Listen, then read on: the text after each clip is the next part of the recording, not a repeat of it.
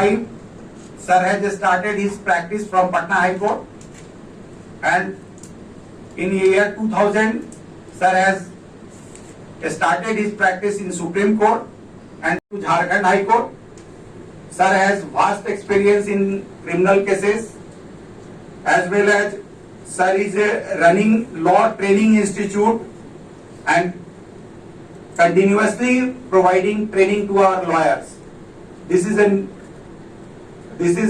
really an opportunity for us that sir has given us time, and now not taking much, I request Kuriyar sir to please take over the session. Please sir.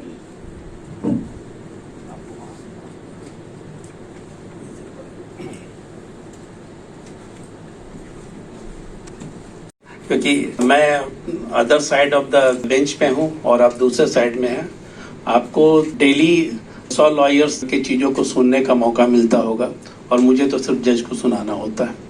तो इसीलिए उम्मीद करता हूँ कि आप लोग को जो मैं बताऊँगा वो आप लोग के लिए नया नहीं होगा, और न तो आईपीसी नया है और न ही सीआरपीसी नया है, न ही एविडेंस एक्ट नया है, लेकिन मैं जो बताऊँगा वो शायद कुछ नए तरीके से आप लोगों के सामने वो आएगा, और आप लोगों को जो ट्रायल के समय को लगता है कि कुछ कमियां रहती हैं या कुछ और किस ढंग से उसको बेहतर तरीके से डिलीवर किया जा सकता है, उसको भी मैं कोशिश करूंगा कि आप लोग के सामने क्लियर करूं।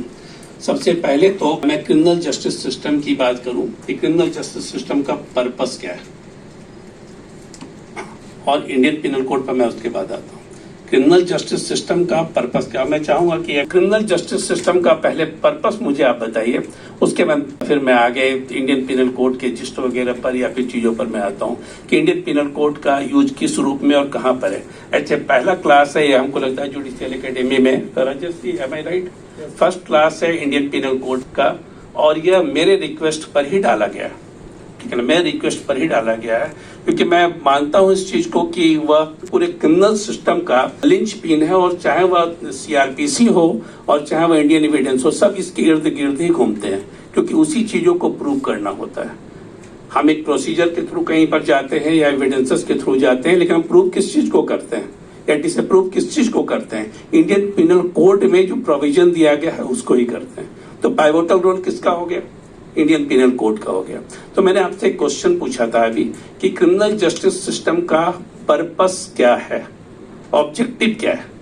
Every individual's life and liberty to protect that. Partially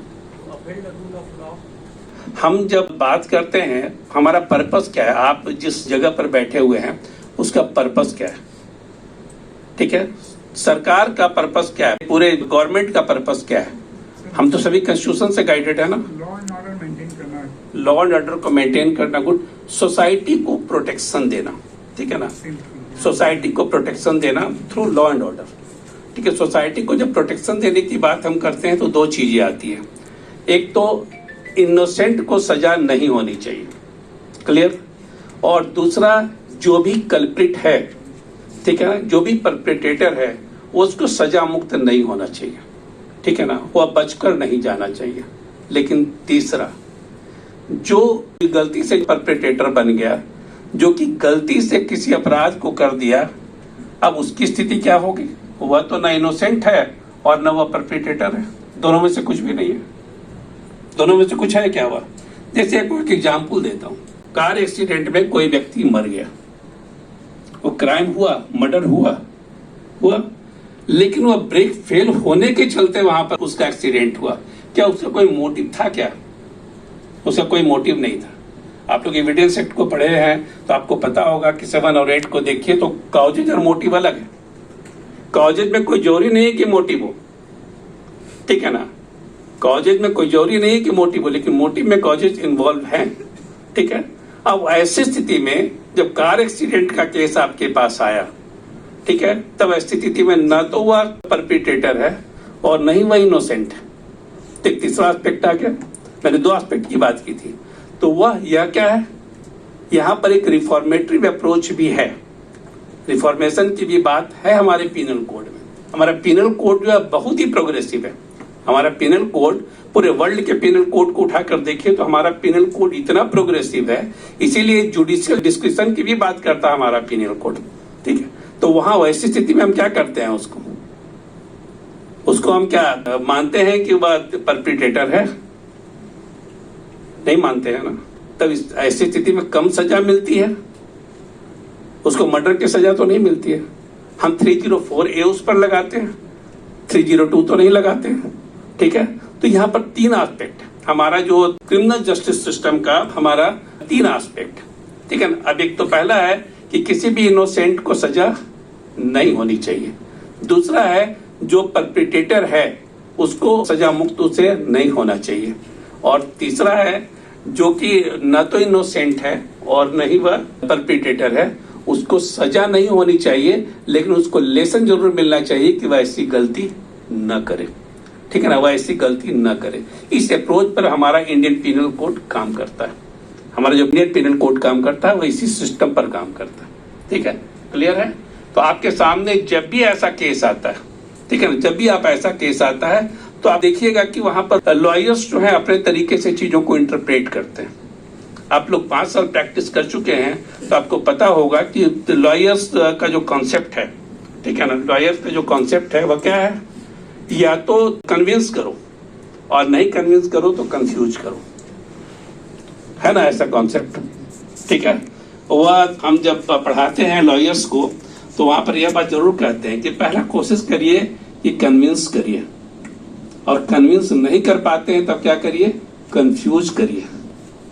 ठीक है, और लोअर कोर्ट में, मैं तो लोअर कोर्ट जाता नहीं हूं, लेकिन लोअर कोर्ट के जितने मेरे जूनियर्स हैं उन लोगों को मैं देख रहा हूं, और आप लोग को भी पता हो कि कंफ्यूज कराने का काम वे लोग बहुत ज्यादा कर रहे हैं आज के डेट में।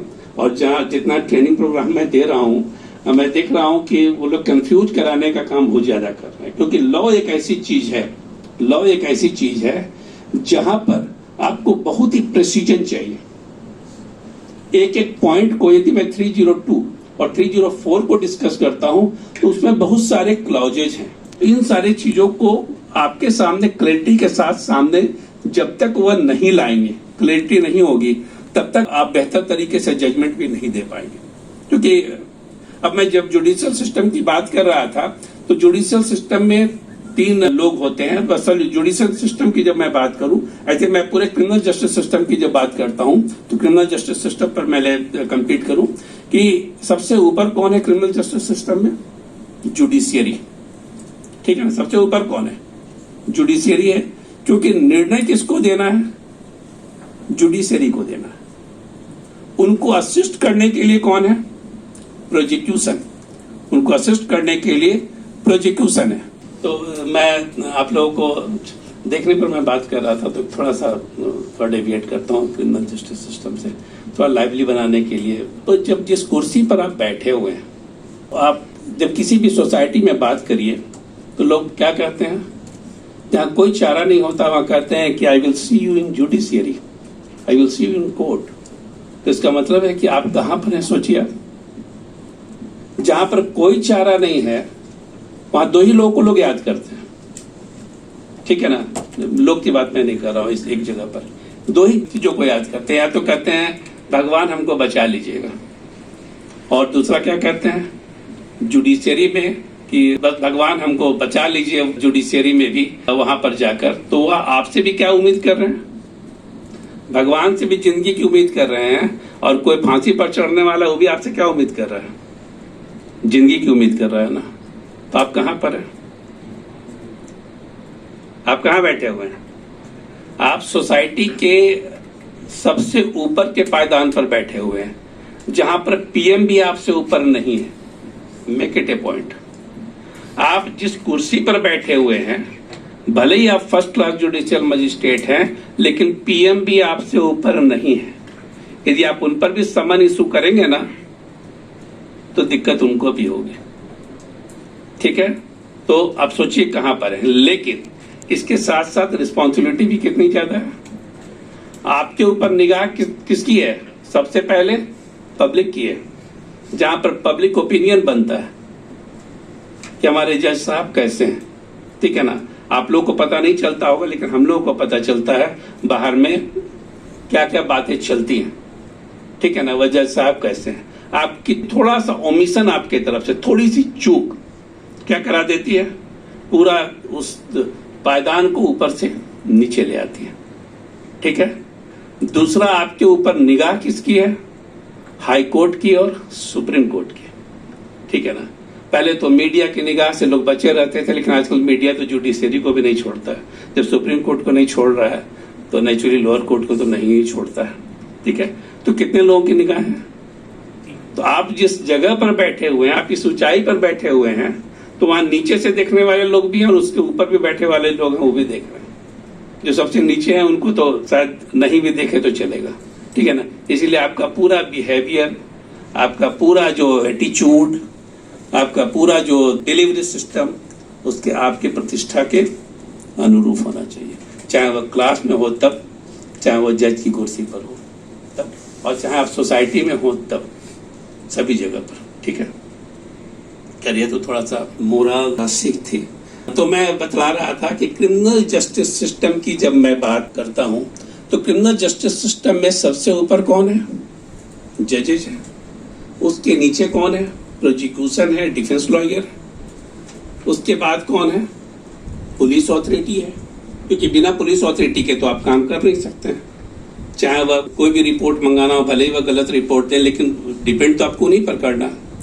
और तब आपका जेल ऑथोरिटी आता है, आप कहाँ भेजते हैं, जेल भेजते हैं, ठीक है। इसीलिए आपको देखिएगा, आपको जेल मैनुअल भी पढ़ना होता है, प्रिजन एक्ट भी पढ़ना होता है, इन सारी चीजों को भी आपको जानना होता है। क्योंकि जब आपके पास कोई पैरोल के लिए आता है या फिर किसी और चीज के लिए आता है, फरलो के लिए आता है, तो आपको उन सारी चीजों को जानना होता है, ठीक है। तो मैं बात कर रहा था इन सारी चीजों की। अब ये मैं बताऊं कि क्रिमिनल जस्टिस सिस्टम काम कैसे करता है। जो गोल है हमारा, ऑब्जेक्टिव भी मैंने आप लोगों को बताया कि ऑब्जेक्टिव हमारा क्या है, क्योंकि कोई भी परपेट्रेटर जो है वह बिना कन्विक्शन के नहीं रहना चाहिए, उसको कोई भी इनोसेंट को जो है वह सजा नहीं मिलनी चाहिए, और जिनको रिफॉर्म की जरूरत है वहां पर रिफॉर्मेटिस्ट एटीट्यूड भी अपनाना चाहिए, हमको रिफॉर्मेशन के तरफ भी जाना चाहिए, ठीक है। ये हमारा पूरा पर्पस है। अब इसमें कौन कौन से एक्ट हैं जो काम करते हैं। हम क्रिमिनल जस्टिस सिस्टम की बात करते हैं तो क्या सिर्फ इंडियन पिनल कोड, हम सिर्फ सीआरपीसी, या फिर हम क्या सिर्फ एविडेंस एक्ट की बात करते हैं। बहुत सारे और भी इनेक्टमेंट्स हैं ना, ठीक है ना, बहुत सारे और भी इनेक्टमेंट्स हैं। क्योंकि जो सोसाइटी है, हम किस सोसाइटी को प्रोटेक्ट करने की बात कर रहे हैं, हम सोसाइटी को प्रोटेक्ट करने की बात कर रहे हैं, और सोसाइटी में क्राइम का तरीका बदलता चला जा रहा है। तो इसके अनुसार हमको क्या करना पड़ता है, चेंज करना पड़ता है, ठीक है ना। नए नए इनेक्टमेंट्स को हमको लाना पड़ता है, ठीक है ना, नए नए इनेक्टमेंट्स को हमको लाना पड़ता है। तो इंडियन पिनल कोड के अलावा भी बहुत सारे और एक्ट हैं जो कि क्रिमिनल जस्टिस सिस्टम के पार्ट हैं। जैसे मैं बात करूं आपको, prevention of money laundering act, अभी आप लोग देख रहे होंगे लगातार ईडी जो एजेंसी है वह काम कर रही है। वो किस चीज को करती है, वो प्रिवेंट किस चीज को कर रही है, मनी लॉन्ड्रिंग को कर रही है ना, वो मनी लॉन्ड्रिंग को प्रिवेंट कर रही है, ठीक है। तो आज आप इंडियन पिनल कोड की चर्चा कम होती है और prevention of money laundering act की चर्चा ज्यादा होती है ना। आप लोग लगातार देख रहे होंगे कि जितना एक्टिव है आज के डेट में ईडी, शायद उतना एक्टिव पुलिस भी नहीं है, जबकि पुलिस को डे टू डे का काम है, लेकिन हम उससे ज्यादा भी एक्टिव क्या कौन है, ईडी है, ठीक है। फिर हम आते हैं आपको प्रिवेंशन ऑफ करप्शन एक्ट, जो कि प्रिवेंशन ऑफ करप्शन एक्ट में सीधे प्रिवेंशन ऑफ करप्शन एक्ट में सीधे आप लोग को ही डील करना है। बाकी जगहों पर तो स्पेशल जज, लेकिन वह स्पेशल जज भी आप ही होते हैं, वो अलग से नहीं आते हैं, वो भी आप ही होते हैं। इसके बाद आपका आता है नेशनल सिक्योरिटी एक्ट। आप लगातार देख रहे होंगे कि किस ढंग से जो राष्ट्रीय सुरक्षा कानून को आजकल क्षति पहुंचाई जा रही है, तो उसके लिए जो अलग एक्ट है, फिर अलग से कोर्ट भी है, ठीक है ना, अलग से कोर्ट भी है। आप देखेंगे एनआईए एक्ट के तहत जो सारा चीज डील होता है, नेशनल इन्वेस्टिगेटिंग एजेंसी जो है जिस ढंग से काम करती है, लेकिन वह भी आप लोगों को ही करना है। यह नहीं है कि वह अलग से कोई व्यक्ति आ रहा है, वह भी आप लोगों को ही करना है, क्योंकि आप ही में से किसी एक को वह स्पेशल पावर दिया जाएगा, ठीक है ना। आप में से किसी एक को स्पेशल पावर दिया जाता है उसमें। फिर अनलॉफुल एक्टिविटीज एक्ट है, फिर आपका पॉक्सो एक्ट है, तो पॉक्सो एक्ट की जब मैं बात करता हूं तो आप जान रहे हैं कि किस ढंग से बच्चों के साथ क्राइम हो रहा है, इसलिए पॉक्सो एक्ट भी आजकल आज के डेट में उतना ही ज्यादा केस है, ठीक है ना, उतना ही ज्यादा केस है और उतना ही ज्यादा हीनस क्राइम भी है। लेकिन क्योंकि मेरे इतने सालों के प्रैक्टिस में मैंने महसूस किया है कि जो पॉक्सो एक्ट लगाया जा रहा है आज के डेट में, आधा से ज्यादा केस झूठे हो रहे हैं। आधा से ज्यादा केस को यदि उठा कर देखिए, अभी मेरे पास एक अभी केस आया है और 20 साल की सजा भी हो गई और कोई एविडेंस नहीं है। 3.5 साल की बच्ची जो है वह पूरा तोते की तरह रटकर सारा चीज बोल दी है। सोचिए, तो यह भी होता है। लेकिन आपके सामने जो एविडेंसेस आता है उसको ही आपको अप्रिशिएट करना है। आप अपना ब्रेन तो वहां अप्लाई नहीं कर सकते हैं। ब्रेन अप्लाई किस चीज में कर सकते हैं? इविडेंसेस को इवेल्युएट करने में आप कर सकते हैं। आप जैसे एक वकील इंडिपेंडेंटली अपना दिमाग को इस्तेमाल करता है, क्या आप उस ढंग से कर सकते हैं कि आपके सामने जो चीजें आती है उसको ही आपको अप्रिशिएट करना है और उसके आधार पर ही आपको क्या करना है? जजमेंट को देना है, ठीक है ना। आपके हाथ यहाँ पर क्या है? बंधे हुए। किस किस स्टेज में काम करता है यह जुडिशियरी जो है, और वहां पर जो मैं बात कर रहा था क्या पाइवोटल रोल जो इंडियन पिनल कोड का है उसकी चर्चा भी मैं करूंगा। पहले मैं एक ग्राफ से आप लोगों को समझा देता हूँ। सबसे पहले जो है, ठीक है ना, सबसे पहले क्या है? FIR हो रहा है, क्योंकि कोई भी केस जब रजिस्टर होता है तभी आपके पास वह जाता है। 24 घंटे के अंदर आपको FIR पहुंचता है ना। तो पहली चीज क्या है? पहला चीज है FIR, ठीक है। FIR ही पूरे केस का आधार होता है, ठीक है। FIR के बाद आप यहाँ पर आते हैं। मैं उसके CRPC में बहुत मैं नहीं जा रहा हूँ, क्योंकि CRPC आप लोग सारे लोग सब बेहतर तरीके से जानते हैं। मैं सीधे आ रहा हूँ चार्जशीट पर, ठीक है। पुलिस इसके बाद क्या करती है? चार्जशीट सबमिट करती है, ठीक है। चार्जशीट सबमिट करती है और इसके बाद आप क्या करते हैं? कॉग्निजेंस लेते हैं, ठीक है। कॉग्निजेंस लेते हैं। यहाँ तक देखिएगा कि सिर्फ प्रोसिक्यूशन और आपकी भूमिका है, ठीक है ना। प्रोसिक्यूशन और आपकी भूमिका है, डिफेंस का बहुत काम नहीं है। हाँ, डिफेंस का काम कब शुरू हो जाएगा? आपने कॉग्निजेंस लिया, ठीक है ना, कॉग्निजेंस लिया और लगा कि गलत कॉग्निजेंस लिया गया है, फैक्ट्स नहीं है फिर भी लिया गया है, तो वह ऐसी स्थिति में हो सकता है कि वह ऊपर में जाकर रिवीजन में चला जाए, या फिर हो सकता है कि वह रिट पिटिशन फाइल हो जाए हाई कोर्ट, ठीक है। तो यहाँ पर आपने कॉग्निजेंस लिया। यहाँ तक किस चीज का रोल है? CRPC का रोल है। IPC का रोल कहाँ पर है? IPC का रोल, बिना IPC के क्या FIR लॉन्च हो सकता है क्या? बिना इंडियन पिनल कोड के FIR लॉन्च हो सकता है? नहीं हो सकता है। तो यहाँ पर सबसे पहला काम क्या है? यहाँ पर इंडियन पिनल कोड का, IPC का काम यहाँ पर। अब ये सारा चीज किस चीज पर बेस है? आप जो प्रोसीजर की बात कर रहे हो किस चीज पर बेस है? प्रोसीजर की बात कर रहे हो किस चीज पर बेस है? CRPC तो प्रोसीजर हुआ, तो आप किस चीज को प्रूव और डिसअप्रूव करने जा रहे हैं? IPC, ठीक है ना। इसीलिए मैंने कहा था कि IPC का क्लास जरूरी है। तो किस चीज को प्रूव करने जा रहे हैं? IPC में जो सेक्शंस लगे हुए हैं उसको प्रूव करना है, या फिर लगता है कि सही है या गलत है उस चीज को देखना है, ठीक है। आप कॉग्निजेंस भी ले रहे हैं तो आप देख रहे हैं कि सेक्शंस क्या लगे हुए हैं, चार्जशीट जो। हाँ, दूसरी बात यह है कि आपको कॉग्निजेंस जो आप ले रहे हैं आपको एक्सेप्ट करना या न करना वो पूरी तरह से आपके ऊपर डिपेंड करता है। आप अप्रिशिएट करते हैं कि जो सेक्शंस लगाए गए हैं, जो चार्जेज लगाए गए हैं, वो चार्जेज कितने सही हैं, कितने गलत है। यहाँ पर आपका डिस्क्रिशनरी पावर है, ठीक है ना। यहाँ पर आपका डिस्क्रिशनरी पावर है, जुडिशियल डिस्क्रिशन यहाँ से स्टार्ट हो जाता है, ठीक है ना। मैं भी आऊंगा और भी तो जुडिशियल डिस्क्रिशन कहाँ कहाँ पर बताऊंगा। यहाँ पर जुडिशियल डिस्क्रिशन स्टार्ट हो जाता है। जुडिशियल डिस्क्रिशन का मतलब यह नहीं कि आप स्वच्छंद हैं। आप इंडियन कॉन्स्टिट्यूशन हर समय चेक एंड बैलेंस की बात करता है। इंडियन कॉन्स्टिट्यूशन हर समय क्या है? चेक एंड बैलेंस की बात करता है। तो आपको यदि अधिकार दिया हुआ है तो आपके ऊपर नियंत्रण भी स्थापित किया हुआ है, ठीक है ना। आपके ऊपर क्या है? नियंत्रण भी स्थापित किया हुआ है। आर्टिकल 19 आप लोगों ने पढ़ा होगा इंडियन कॉन्स्टिट्यूशन में, राइट टू फ्रीडम की बात करता है। लेकिन राइट टू फ्रीडम क्या ऐसे ही दे दिया गया है? तो रीजनेबल रिस्ट्रिक्शंस लगाए गए। तो कोई भी चीज सोसाइटी में आपको स्वच्छंद तरीके से नहीं मिलेगी, कि आप जो चाहिए वह कर दें, क्योंकि आपके ऊपर बहुत तरह का कंट्रोल भी है, ठीक है ना, आपके ऊपर बहुत तरह का कंट्रोल भी है। इसीलिए आप देखिएगा जुडिशियरी में जितने जुडिशियल ऑफिसर्स होते हैं उनका बिहेवियर बहुत रिस्ट्रेंड होता है, ठीक है ना, बहुत रिस्ट्रेंड होता है। आप देखिए कि पब्लिक ओपिनियन से वो बहुत लेड नहीं होते हैं और नहीं वो पब्लिक के बीच में बहुत मिक्स करते हैं, ठीक है ना, मिक्स करना भी नहीं चाहिए, क्योंकि पब्लिक ओपिनियन से फिर वहां पर लेड होने की बात आती है। क्योंकि हम ह्यूमन बीइंग हैं तो हमारी अपनी भी बहुत सारी कमजोरियां हैं, लेकिन हम जिस कुर्सी पर बैठे हुए हैं वहां पर उन कमजोरियों को हम क्या करना है, हमको ओवरकम करना है। उन कमजोरियों को ओवरकम कर ही हमको आगे बढ़ना है, ठीक है। अब यहाँ पर कॉग्निजेंस लिया गया, यहाँ पर भी आपका आईपीसी का रोल है या नहीं है ना। उसके बाद आप क्या करते हैं कॉग्निजेंस के बाद अपीयरेंस सिक्योर कराया जाता है। सीआरपीसी को अलग कर रहे हैं। यहाँ पर आप चार्ज फ्रेम करते हैं। हम आईपीसी पर अभी सीआरपीसी जब हम पढ़ाते हैं तो बहुत डिटेल में उसको फिर हम बताते हैं, लेकिन अभी मेरा पूरा फोकस किस चीज पर है, हमको यह दिखलाना है आईपीसी का इम्पोर्टेंस क्या है, ठीक है ना।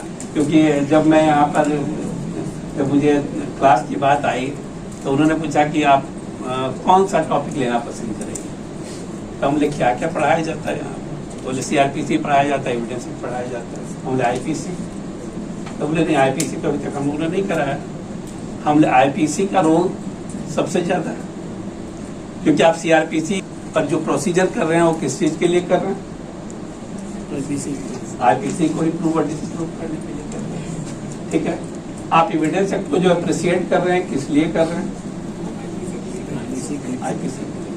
इसलिए मैंने कहा कि मैं कॉन्सेप्चुअल एस्पेक्ट ऑफ आईपीसी पर क्लास लूंगा, इसलिए मैं आप लोगों ने पहले भी साल भर का कोर्स किया होगा तो शायद आईपीसी उसमें भी नहीं बताएंगे, ठीक है। अब यहाँ पर आप आते हैं, आपने चार्ज फ्रेम किया, ठीक है ना, चार्ज फ्रेम किया। चार्ज फ्रेम किया तो चार्ज फ्रेम करने के समय आपके सामने कौन खड़ा होता है, एक्यूज खड़ा होता है। तो यहाँ पर एक्यूजेशन एक्सप्लेन होता है, क्योंकि बिना उसके साथ चार्ज फ्रेम नहीं कर सकते।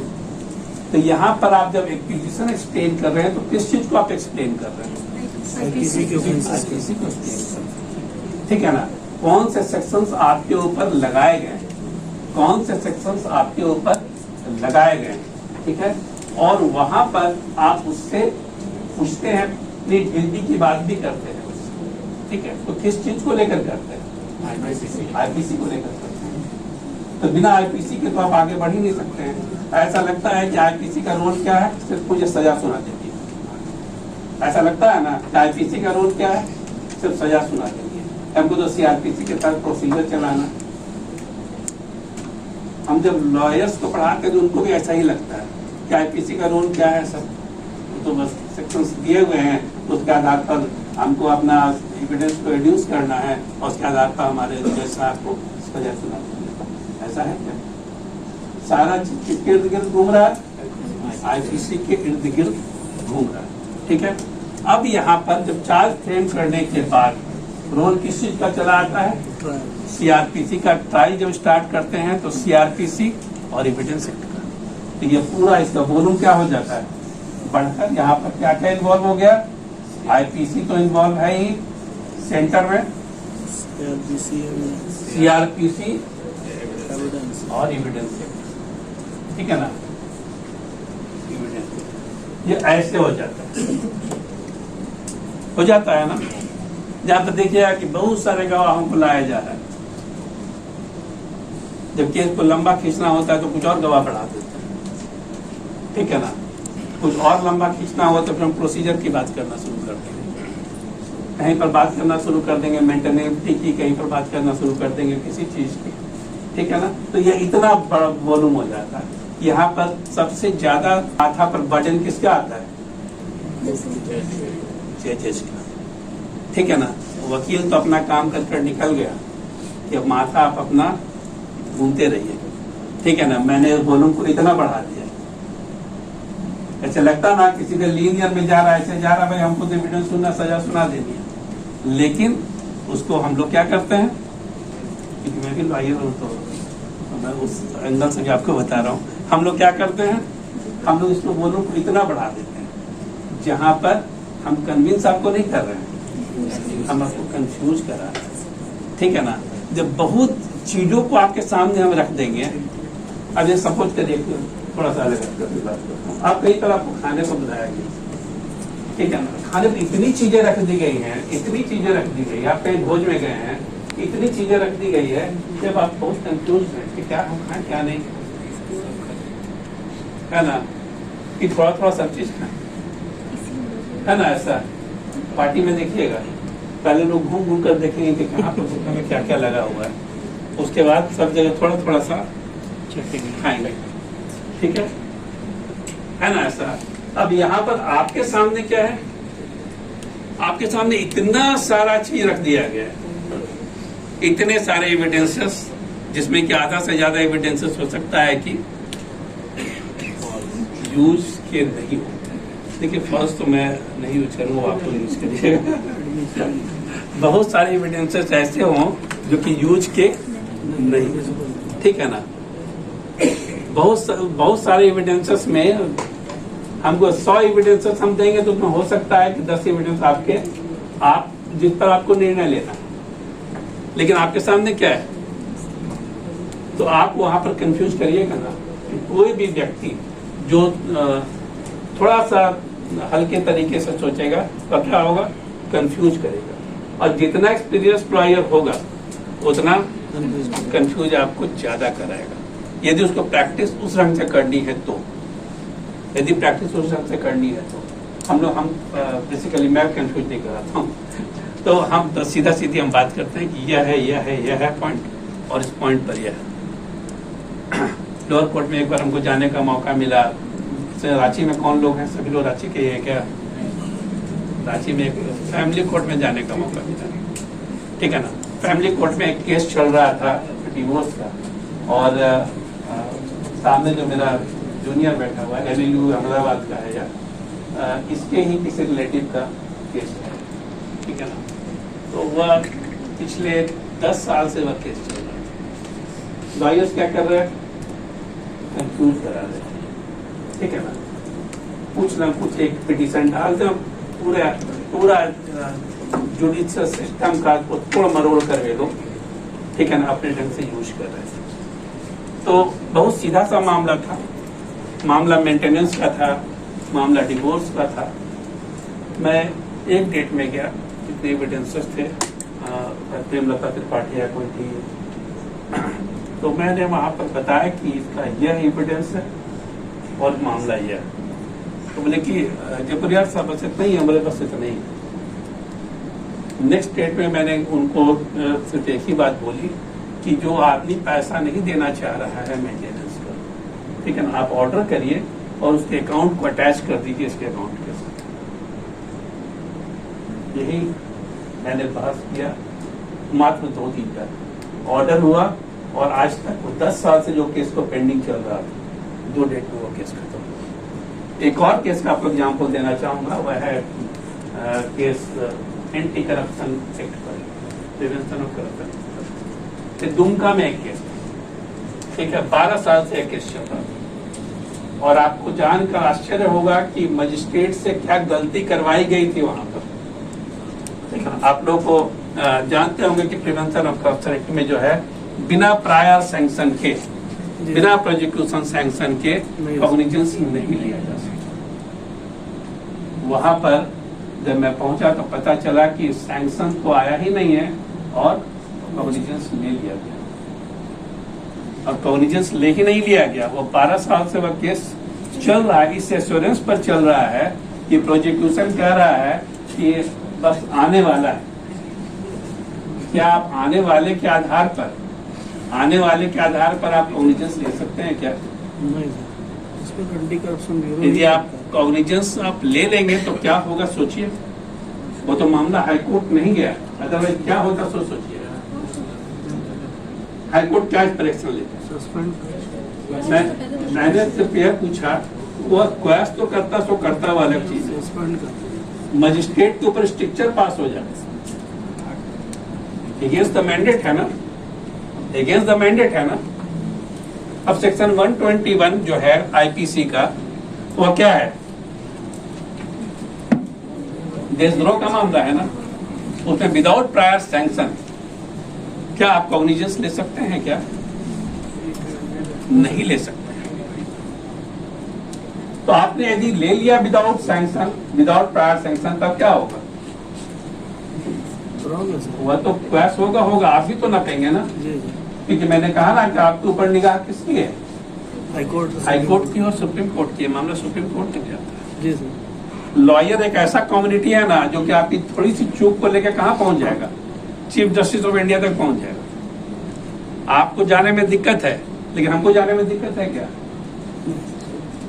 हम धड़धड़ाते हुए पहुंच जाएंगे कि हम तो फ्री हैं, है ना। तो एक चूक जो अब क्या हुआ उस केस में, कॉग्निजेंस ले लिया गया। मैंने 2013 का एक जजमेंट को कोट करते हुए मैं वहां पर गया, वहां भी मुझे 2 दिन जाना पड़ा। एक दिन मैंने बताया, वहां पर पूछे कि क्या कॉग्निजेंस इसका ले लिया गया है क्या? तो यहाँ कॉग्निजेंस हो गया है, तो सारा तो प्रोसेस शुरू है, लेकिन वह भाई इसके कोई विटनेस आ नहीं रहे। मैंने पूछा क्या प्रायर सैंक्शन इसका जो कंडीशन प्रेसिडेंट है वह है क्या? तो तुरंत मुझे कुछ चलकर सामने आया गया कि बोले कि नहीं आने वाला है। बस वो तो हमने कॉग्निजेंस लिए हुए आज लगता है कि 5-6 साल हो गया, फाइल चला लो 5-6 साल हो गया, और आने वाला है। कहाँ से आ रहा है? ये बिरबल की खिचड़ी थोड़े है, जुडिशियरी है ना। और जुडिशियरी एक आदेश करेगा तो क्या करना है? माथे के बल चलकर लोगों को लेकर आना है, ठीक है ना। माथे के बल एक ऑर्डर आप कर दीजिए तो माथे के बल चलकर लोग लेकर आएंगे उसको। आपके पास यह पावर है, और आपको यह पावर को जानना, पावर को एक्सरसाइज भी करना है, क्योंकि आप यदि पावर को एक्सरसाइज करिएगा तभी सुरक्षित रहेगा सोसाइटी। यदि आप पावर को एक्सरसाइज नहीं करिएगा तो सोसाइटी सुरक्षित रहेगा क्या? सोसाइटी सुरक्षित नहीं रहेगा। तो यहाँ पर क्या है, पावर का यदि आप इस्तेमाल करते हैं, ठीक है। अभी मैं आपको एक एग्जाम्पल हाईकोर्ट का देता हूँ, आप लोगों ने पेपर में पढ़ा होगा। ट्रांसपोर्ट कमिश्नर के ऊपर वेलेबल वारंट इशू हो गया, आप लोगों ने पढ़ा होगा। क्यों इशू हो गया? क्योंकि वो एफपीआर नहीं हुए थे, ठीक है ना, वो एफपीआर नहीं हुए थे। तो जैसा अवेलेबल वारंट हुआ और एसपी को टैग कर दिया गया कि एसपी को इंस्ट्रक्शन दिया गया कि आप लेकर आइए, उल्टे पांव चलकर आए। यह पावर आपके पास, ठीक है ना, यह पावर आपके पास, यह पावर हमारे पास नहीं है, यह पावर किसी व्यक्ति के पास नहीं है, यह पावर एग्जीक्यूटिव के पास नहीं है, किसी के पास नहीं है। यदि प्रधानमंत्री हो सकता है बुलाए तो कह देंगे कि भाई मेरे पास समय नहीं है, इंटरेस्ट होगा तब तो जाएंगे। हमारे पास ऑप्शन है, लेकिन आप यदि कोई समन और नोटिस और वारंट भेजिए तो मेरे पास ऑप्शन है क्या? कोई ऑप्शन नहीं। तो आप जहां पर बैठे हुए हैं वहां पर सामने वाले के लिए कोई ऑप्शन नहीं है। आप यदि उस पावर को सही रूप में एक्सरसाइज करते हैं तो फिर आप सारे जितने लेजिस्लेशन है ना, उसको आप कहां से कहां पर किस हाइट तक ले जा सकते हैं वो आप भी नहीं सोच सकते, क्योंकि सारे लेजिस्लेशन में इतनी सारी चीजें हैं ना जिसको कि आप हाइट पर पहुंचा सकते हैं, ठीक है। इसको आप कहां पहुंचा सकते हैं? हाइट पर पहुंचा सकते हैं। ये डिपेंड आप पर करता है कि आपकी क्वालिटी क्या है, आप किस ढंग से उस चीजों को लेना चाह रहे हैं, ठीक है। अब यहाँ पर क्या हुआ, कंफ्यूज कराने की बात आ गई। अब इसी से आपको क्या है, निकलना है, इसी से निकलना है। ये सारा चीज किस चीज को लेकर किया जा रहा है? आईपीसी को लेकर किया जा रहा है, जहां पर कोई रोल नजर नहीं आ रहा है। नजर आ रहा है रोल क्या? कहीं पर रोल उसका नजर आ रहा है? सब जगह सीआरपीसी एविडेंस एक्ट नजर आ रहा है। किसी भी लॉयर से बात करिएगा, भाई सीआरपीसी में यह कहता है, बात करिएगा एविडेंस एक्ट में यह कहता है, लेकिन किस चीज को प्रूव करने के लिए कहता है? ठीक। अब यहाँ पर आप आते हैं, आप 313 का बयान, ठीक है ना। यहाँ पर फिर आप क्या करते हैं? एविडेंस इनक्रिमिनेटिंग है सर, वही रहता है। फिर एक्यूजेशन एक्सप्लेन करते हैं आप, क्योंकि आप सजा सुनाने की स्थिति में आप हैं, ठीक है ना। जहां पर यहाँ पर पुनः यदि वकील थोड़ा स्मार्ट है तो पूरा फिर आपको कंफ्यूज कराएगा और रिकॉल कराने की बात करेगा कुछ एविडेंसेस, ठीक है ना। लेकिन यहाँ के स्टेज पर जाकर मजिस्ट्रेट को चाहिए, इतना कंफ्यूज तो आप करा चुके जितना कराना था, जितना एविडेंस को देखना था देख चुका। अब मैं इसको क्लोज करता हूँ, ठीक है ना। मैं इसको क्या करता हूँ, क्लोज करता हूँ। और तब आपके उसके बाद आर्गुमेंट, और आर्गुमेंट के बाद आप क्या करते हैं, वर्डिक्ट देते हैं। किस चीज पर देते हैं वर्डिक्ट? आईपीसी पर। आईपीसी से शुरू हुआ, आईपीसी से खत्म हुआ। चीजें जो है कहाँ से शुरू हुई, कहाँ खत्म हुई? आईपीसी से शुरू हुई, आईपीसी से खत्म। ठीक है, ये तो थोड़ा अब चलते हैं दूसरी चीज। तो ट्रायल में आईपीसी का सेक्शन 1 क्या कह रहा है, इस चीज को समझिए। ठीक है, जब ट्रायल ऑफ ऑफेंस की बात आती है तो यहाँ क्या कहता है, all offences under IPC 1860 shall be investigated, ठीक है, इंक्वायर्ड एंड ट्राइड। और उसके बाद तब क्या होगा, तब हम क्या करेंगे, सजा सुनाएंगे। पहला तो इन्वेस्टिगेशन, इन्वेस्टिगेशन कौन कर रहा है, पुलिस एजेंसी करती है ना, पुलिस एजेंसी करती है।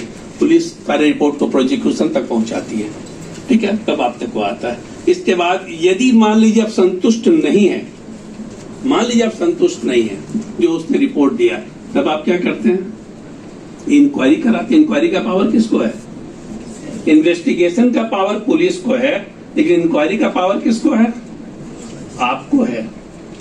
आप इंडिपेंडेंट एजेंसी से भी इंक्वायरी करा सकते हैं। आप अपने सबऑर्डिनेट जुडिशियल मजिस्ट्रेट को भी ये जिम्मा दे सकते हैं कि वह इंक्वायरी करे। तो ये सारा काम जो है वह किसका है, आपका है, आपकी जिम्मेवारी है। यदि आप संतुष्ट नहीं है इन्वेस्टिगेशन से तो आप री इन्वेस्टिगेशन के लिए ऑर्डर करिए। नहीं संतुष्ट है तब आप क्या करिए, इंक्वायरी की बात करिए। और तब जब आप संतुष्ट हो जाते हैं, तब जब रिपोर्ट आता है तब आप कॉग्निजेंस लेते हैं। और फिर तब जब सर री-इन्वेस्टिगेशन का पावर हमें तो नहीं है सर। आप ऑर्डर देते हैं ना, आप ऑर्डर दे दीजिए कि भाई ये संतुष्ट नहीं हो, री इन्वेस्टिगेट करिए आप इसको। आप सर री का फर्दर इन्वेस्टिगेशन जो फिर सप्लीमेंट्री है आपको चार्जशीट के रूप में आता है, री मैंने कर दिया, फर्दर इन्वेस्टिगेशन। ठीक है, फर्दर इन्वेस्टिगेशन के लिए आप लिख सकते हैं कि मैं संतुष्ट नहीं हूं, आप इन्वेस्टिगेशन करिए। आधा अधूरा जो है वो इन्वेस्टिगेशन है, ठीक है, आधा अधूरा इन्वेस्टिगेशन है। और आप उससे भी संतुष्ट नहीं है तो आप इंक्वायरी करा सकते हैं। इंक्वायरी का पावर आपको है और तब जाकर ट्रायल शुरू होता है, ठीक है ना, तब उसके बाद जाकर ट्रायल शुरू होता है। अब मैं आता हूं कि आईपीसी का क्या इंपॉर्टेंस है, इसको भी थोड़ा समझिए आप। जैसे मैंने आप लोगों को कहा कि ओवरलैपिंग ऑफेंसेस हैं बहुत सारे, ठीक है, ओवरलैपिंग ऑफेंसेस है बहुत सारे। ट्रायल कोर्ट में सबसे ज्यादा जब बात आती है तो चेक बाउंस के केस की आती है, 138 आती है ना। और 138 और 420 420 दोनों क्या है, वह एक अलग लेजिस्लेशन है। नेगोशिएबल इंस्ट्रूमेंट एक्ट 1881 जो है वह एक अलग लेजिस्लेशन है। इंडियन पिनल कोड अलग लेजिस्लेशन है। लेकिन यदि किसी व्यक्ति को चेक दिया गया और उसमें साइन गलत कर दिया गया, गलत तरीके से साइन कर दिया गया, तो चेक बाउंस का केस तो है ही, वह तो एस्टैब्लिश फैक्ट है। लेकिन इसके साथ साथ क्या है, इसके साथ साथ 420 का भी केस है। अब डिपेंड करता है कि आपके ऊपर, आप उसको साथ चला सकते हैं या फिर अलग अलग चला सकते हैं। सुप्रीम कोर्ट का इस पर बहुत ही क्लियर कट एक वर्डिक्ट है, ठीक है ना। दोनों के इंग्रेडिएंट ऐसे तो लगता है कि सेम है, लेकिन चूंकि दोनों की प्रोसीडिंग अलग है। एक सिविल प्रोसीडिंग की तरह काम करता है, क्योंकि चेक बाउंस का जब मामला आता है तो वो सिविल कम क्रिमिनल प्रोसीडिंग है, ठीक है ना, सिविल कम क्रिमिनल प्रोसीडिंग है। लेकिन जब 420 की बात हम करते हैं तो वह प्योर क्या है, क्रिमिनल ट्रायल है यहाँ पर।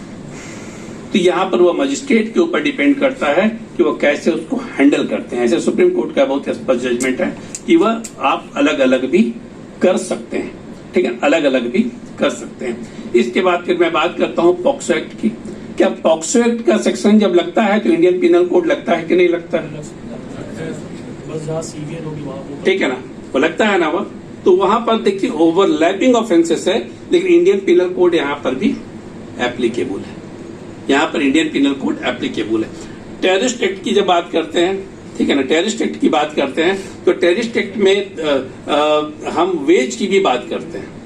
Terrorist act simple terrorist act है और वेज की भी बात है। वेज का मतलब होता है कि हम जब देश के खिलाफ कोई विद्रोह कर रहे हैं, सशस्त्र विद्रोह कर रहे हैं, तो यहां पर हम 121 भी लगता है और टेररिस्ट एक्ट भी लगता है, एनआईए भी लग जाता है। जैसे अभी आप अमृतपाल का केस आप लोग देख रहे होंगे। अमृतपाल लगातार यदि आप लोग न्यूज फॉलो करते होंगे तो देखते होंगे कि पंजाब में अमृतपाल सिंह ने क्या किया, खालिस्तान की डिमांड कर दी उसने। एजेंडा उसका क्या था?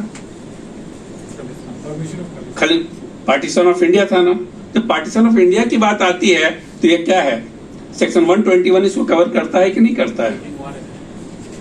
और उसने अपना आर्म्स के साथ पुलिस थाने पर अटैक कर अपने साथियों को छुड़ा लिया था। ये टेररिस्ट एक्ट है या नहीं है?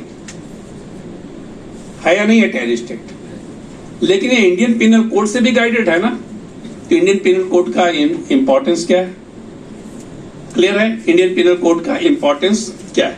ठीक है, अब मैं आता हूं कि आप जैसे मान लीजिए मैं बात कर रहा था, एफआईआर की बात कर रहा था, और आप लोग को ये भी पता होगा, जब मैं वहां पर वही बताना था मुझे कि एफआईआर की मैं बात कर रहा, तो एफआईआर जो है वो पुलिस के लिए मैंडेटरी है, आपको पता है ना। कॉग्निजेबल ऑफेंस में पुलिस के लिए मैंडेटरी है।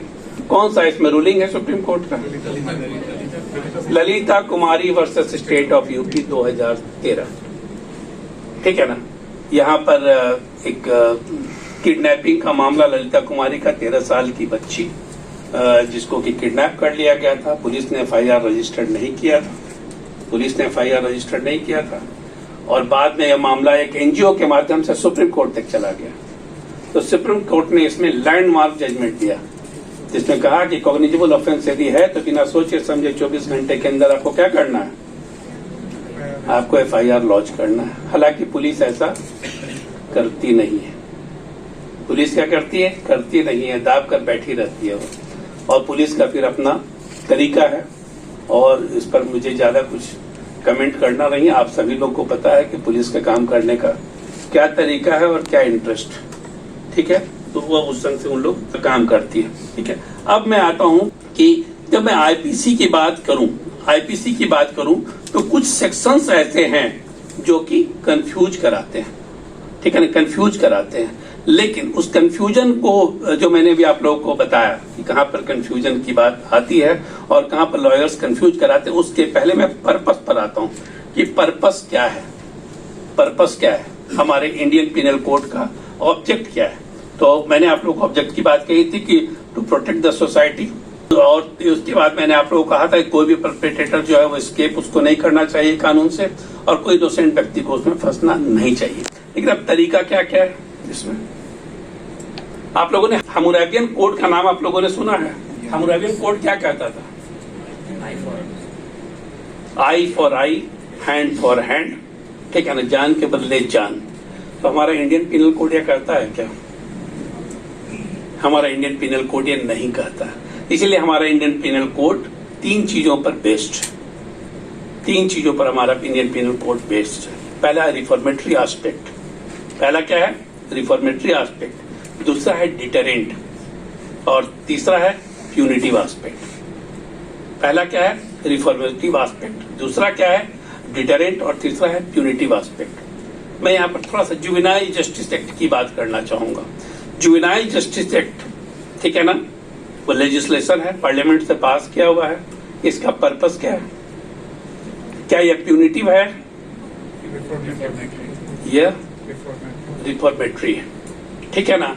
लेकिन डिटरेंट थ्योरी भी इसमें लगी हुई है। इसमें 3 साल तक की मैक्सिमम सजा है। कोई जुवेनाइल जस्टिस बोर्ड का प्रिंसिपल मजिस्ट्रेट रहे हैं इसमें? आप क्या नाम हुआ मैम आपका? हाँ, सुनीता। कहाँ रही हैं? हजारीबाग। और कोई है जुवेनाइल जस्टिस बोर्ड का? खूंटी से, अभी आप खूंटी में हैं। अच्छा, अभी आप हजारीबाग में हैं, ठीक। सिमडेगा में। सिमडेगा, रांची से कौन है? कोई नहीं, कोई बात नहीं। मैं बात कर रहा था यहाँ पर कि मैम आप हमको बताइए कि जुवेनाइल जस्टिस एक्ट का पूरा पर्पस क्या है? जैसे एक्ट कहता है, care and protection of children, care भी करना है उनको, प्रोटेक्ट भी करना है। Care and protection of children board का काम है, ठीक है ना, और वह CWC भी उसके लिए रिस्पॉन्सिबल है। आप बीइंग ए प्रिंसिपल मजिस्ट्रेट, ठीक है, आपका काम क्या है वहां पर? अगर बच्चों ने गलत किया है तो उनको रिफॉर्मेशन भी देना है, पनिशमेंट की आवश्यकता है तो पनिशमेंट भी देनी है। पनिशमेंट नहीं, पनिशमेंट सब शायद आप यूज नहीं करती होंगी, आप डिटरेंट शब्द को यूज करती होंगी, ठीक है ना, क्योंकि यदि सजा होती है किसी, बैठ जाइए मैम, सुनीता नाम बोली, सुमिता, यदि आप किसी बच्चे को जिसको कि कहा जाता है child in conflict with law, तो वहां पर किसी बच्चे को यदि आप सजा दे देती हैं तो सजा देने के बाद क्या उस फाइल को डिस्ट्रॉय किया जा सकता है क्या? वो रिकॉर्ड का पार्ट हो जाता है, कोर्ट रिकॉर्ड का पार्ट हो जाता है। लेकिन जुवेनाइल जस्टिस बोर्ड यदि किसी को डिटरेंट के रूप में 3 साल तक या 6 महीना और साल भर की बात अवार्ड करता है, पनिशमेंट नहीं अवार्ड करता है, तो ऐसी स्थिति में क्या उसके रिकॉर्ड को वो 3 साल के बाद रखा जाता है क्या? कहीं पर वो रिकॉर्ड यूज होता है क्या? नहीं यूज होता है। क्यों नहीं होता है? क्योंकि उसको मौका दिया जाता है रिफॉर्मेशन का। क्या चीज का मौका दिया जाता है? कि वो रिहेबिलिटेशन का मौका दिया जाता है, कि वह रिहेबिलिटेट करे। वो क्या करे? वहां पर रिहेबिलिटेट करे, जाकर सोसाइटी में जाकर वह मिक्स कर सके। क्या पर्पस यही है ना, सोसाइटी में जाकर वह मिक्स कर सके। लेकिन क्या हार्डकोर क्रिमिनल कोई है? यदि कोई हार्डकोर क्रिमिनल है तो क्या हार्डकोर क्रिमिनल को आपके रिफॉर्मेशन की तरफ आप काम कर सकते हैं क्या? यदि कोई टेररिस्ट, आप अमृतपाल सिंह की मैं बात करूं, अमृतपाल सिंह को आप ओपन जेल में रख सकते हैं क्या रिफॉर्मेशन के लिए? ओपन जेल का कॉन्सेप्ट है ना, ओपन जेल में रख सकते हैं? ओपन जेल में आप नहीं रख सकते हैं, ठीक है ना, ओपन जेल में आप नहीं रख सकते हैं। तो यहां पर कौन सा, यहां पर प्यूनिटिव एस्पेक्ट, यहां पर कौन सा एस्पेक्ट है? प्यूनिटिव एस्पेक्ट है। हम प्यूनिटिव एस्पेक्ट पर काम करते हैं। अब मैंने बात कही आपको, जो सपोज करिए चोरी की बात मैं करता हूं, 379 चोरी है ना, चोरी में मैं सिर्फ 379, 380 की बात मैं नहीं कर रहा हूं, थोड़ा सा सीरियस क्राइम हो जाता है वहां पर चोरी में। 379 की मैं बात कर रहा हूं। तो 379 में चोरी है, ठीक है। अब किसी व्यक्ति ने हीरे की चोरी कर ली, 1 करोड़ की हीरे की चोरी कर ली, और कोई आदमी ऐसा है जिसके घर में खाने को रोटी नहीं है, वह किसी के घर में घुसकर रोटी की चोरी कर ली। ये दोनों केस आपके पास आया, आप 379 में क्या करिएगा?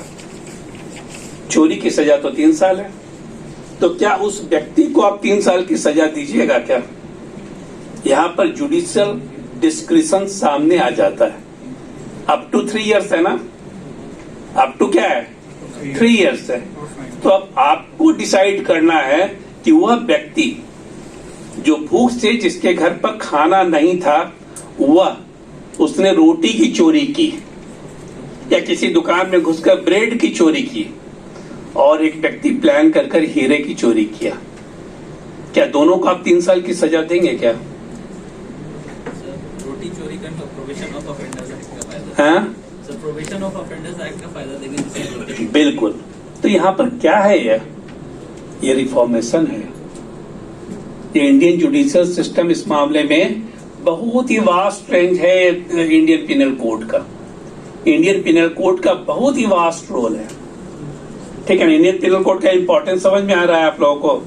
पाइवोटल रोल है पूरा इंडियन पिनल कोड का। सारी चीजों के केंद्र में कौन है? आईपीसी है। सभी चीजों के केंद्र में आईपीसी है, ठीक है। तो ये बहुत ही पाइवोटल रोल है इसका। तो यहां पर एक एग्जाम्पल मैंने, उसी तरह मैंने आपको एग्जाम्पल अभी तुरंत दिया था कार एक्सीडेंट का।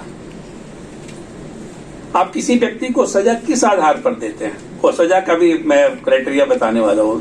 सजा किस आधार पर देते हैं? उसके मोटिव के आधार पर। देखिए, कॉजेज और मोटिव में अंतर है। कॉजेज और मोटिव में क्या है, अंतर है। यहां पर कॉज था ब्रेक फेल होना, मोटिव कोई था क्या? कुछ जो मोटिव था, मोटिव नहीं था। ठीक है, आप सड़क पर जब चलते हैं तो कितने सुरक्षित हैं? मैं क्वेश्चन आपसे पूछ रहा हूं, आप सड़क पर चलते हैं कितने सुरक्षित हैं? आपकी बात नहीं, आपकी बात मैं नहीं कर रहा हूं, मैं जनरल पब्लिक की बात कर रहा हूं। और जहां तक सुरक्षा की बात है,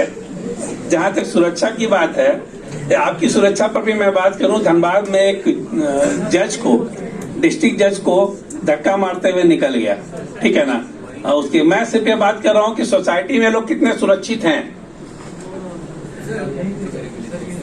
सोसाइटी में लोग कितने सुरक्षित हैं, इस बात को अगर हम लोग क्वांटिफाइबल टर्म्स में मेजर करना चाहेंगे तो नहीं मेजर हो सकता, it is impossible to measure. ये place to place, region to region, society to society, time to time vary करता रहेगा सर। मैं इंडियन कॉन्टेक्स्ट की बात कर रहा हूँ। इंडियन कॉन्टेक्स्ट में हम सिर्फ इतना ही कर सकते हैं कि इंडियन पिनल कोड काम नहीं करता होता तो यहाँ पर क्या होता, क्राइम का राज स्थापित होती। तब स्थिति में क्या आप लोगों की जरूरत होती, एक मिनट, आप लोगों की जरूरत होती क्या? आप किस लिए हैं? प्रोटेक्ट करने के लिए। आप किस तरह से काम कर रहे हैं? सिस्टम के तहत काम कर रहे हैं। आप लोगों को सजा भी दे रहे हैं और उस सजा के डर से लोग क्या कर रहे हैं, दूसरे लोग उस क्राइम को नहीं कर रहे हैं, तो हम प्रोटेक्शन हमको है या नहीं है, हम प्रोटेक्टेड है या नहीं है? अच्छा, तो उसको कंट्रोल कौन करता है? उसको कंट्रोल करने का एक पर्टिकुलर मैकेनिज्म होता है। लेकिन ये जो सवाल है कि अगर हम सड़क पे चलते हैं तो हम लोग अपने आप को कितना सिक्योर महसूस करते हैं, इस सवाल का उत्तर अगर हम लोग क्वांटिफाइबल टर्म्स में ढूंढना चाहेंगे तो मेरे ख्याल से और मैं गलत भी हो सकता हूँ, इस सवाल का उत्तर क्वांटिफाइबल फॉर्म में नहीं मिल सकता है। हम किसी भी चीज को किस पर्सपेक्टिव में देखते हैं, अमीकर जी, इस पर डिपेंड करता है। हम किस पर्सपेक्टिव में देखते हैं, और मेरे देखने का जो पर्सपेक्टिव जो मेरा होता है वो क्या होता है, किस चीज से गाइडेड होते हैं? हमारा पर्सपेक्टिव किस चीज से गाइडेड है? सर, दो पर्सपेक्टिव हो सकते हैं अगर मैं बहुत थ्योरी में जाकर के बोलूँ तो। हाँ, बोलिए। एक पर्सपेक्टिव वो होता है कि मैं बचपन से अभी तक किस तरह के इन्वायरमेंट में बड़ा हुआ हूँ, मेरे क्या एक्सपीरियंसेस हैं। दूसरा पर्सपेक्टिव हो सकता है कि मैं अपने दिमाग को कहता हूँ कि नहीं, वो एक्सपीरियंसेस हैं वो ठीक है, but this is what is the correct thing. आपके पहले क्वेश्चन का मैं जवाब दे दूं। नहीं सर, मेरा क्वेश्चन नहीं है सर, बस मेरा ओपिनियन था सर। ओपिनियन का, आपकी ओपिनियन को मैं पहले क्लियर कर दूं। आपने कहा कि आप किस परिवेश में बड़े हुए, ठीक है ना, भी पुरानी, हमारे जमाने से भी पुरानी, जिस देश में गंगा बहती है आपने देखी होगी, राज कपूर उसमें हीरो था, देखी हुई लगता है, और वह किन लोगों के बीच में चला जाता है, चोरों का जो सोसाइटी है वहां चला जाता है ना। और जहां पर चोरी करना क्या है, क्राइम नहीं है, जहां पर चोरी करना क्राइम नहीं है, और वहां पर लोग इसको क्या समझ लेते हैं, इसको समझ लेते हैं कि वो पुलिस का मुखबिर है, तो पुलिस का मुखबिर है, उसको मारने की कोशिश करते हैं, तो डर किस चीज का है, उसको किस चीज का डर है? सिस्टम का डर है ना, उस चोरों को भी। आप जिस सोसाइटी से भी आए हों, यदि सिस्टम वर्क कर रहा है तो सिस्टम का डर लोगों को रहता है। आप जिस सोसाइटी से भी आए हों, आप जिस परिवेश से भी आए हों, लेकिन सिस्टम का डर आपके ऊपर रहता ही रहता है, और सिस्टम का डर जो है वो सोसाइटी को बैलेंस कर रखता है।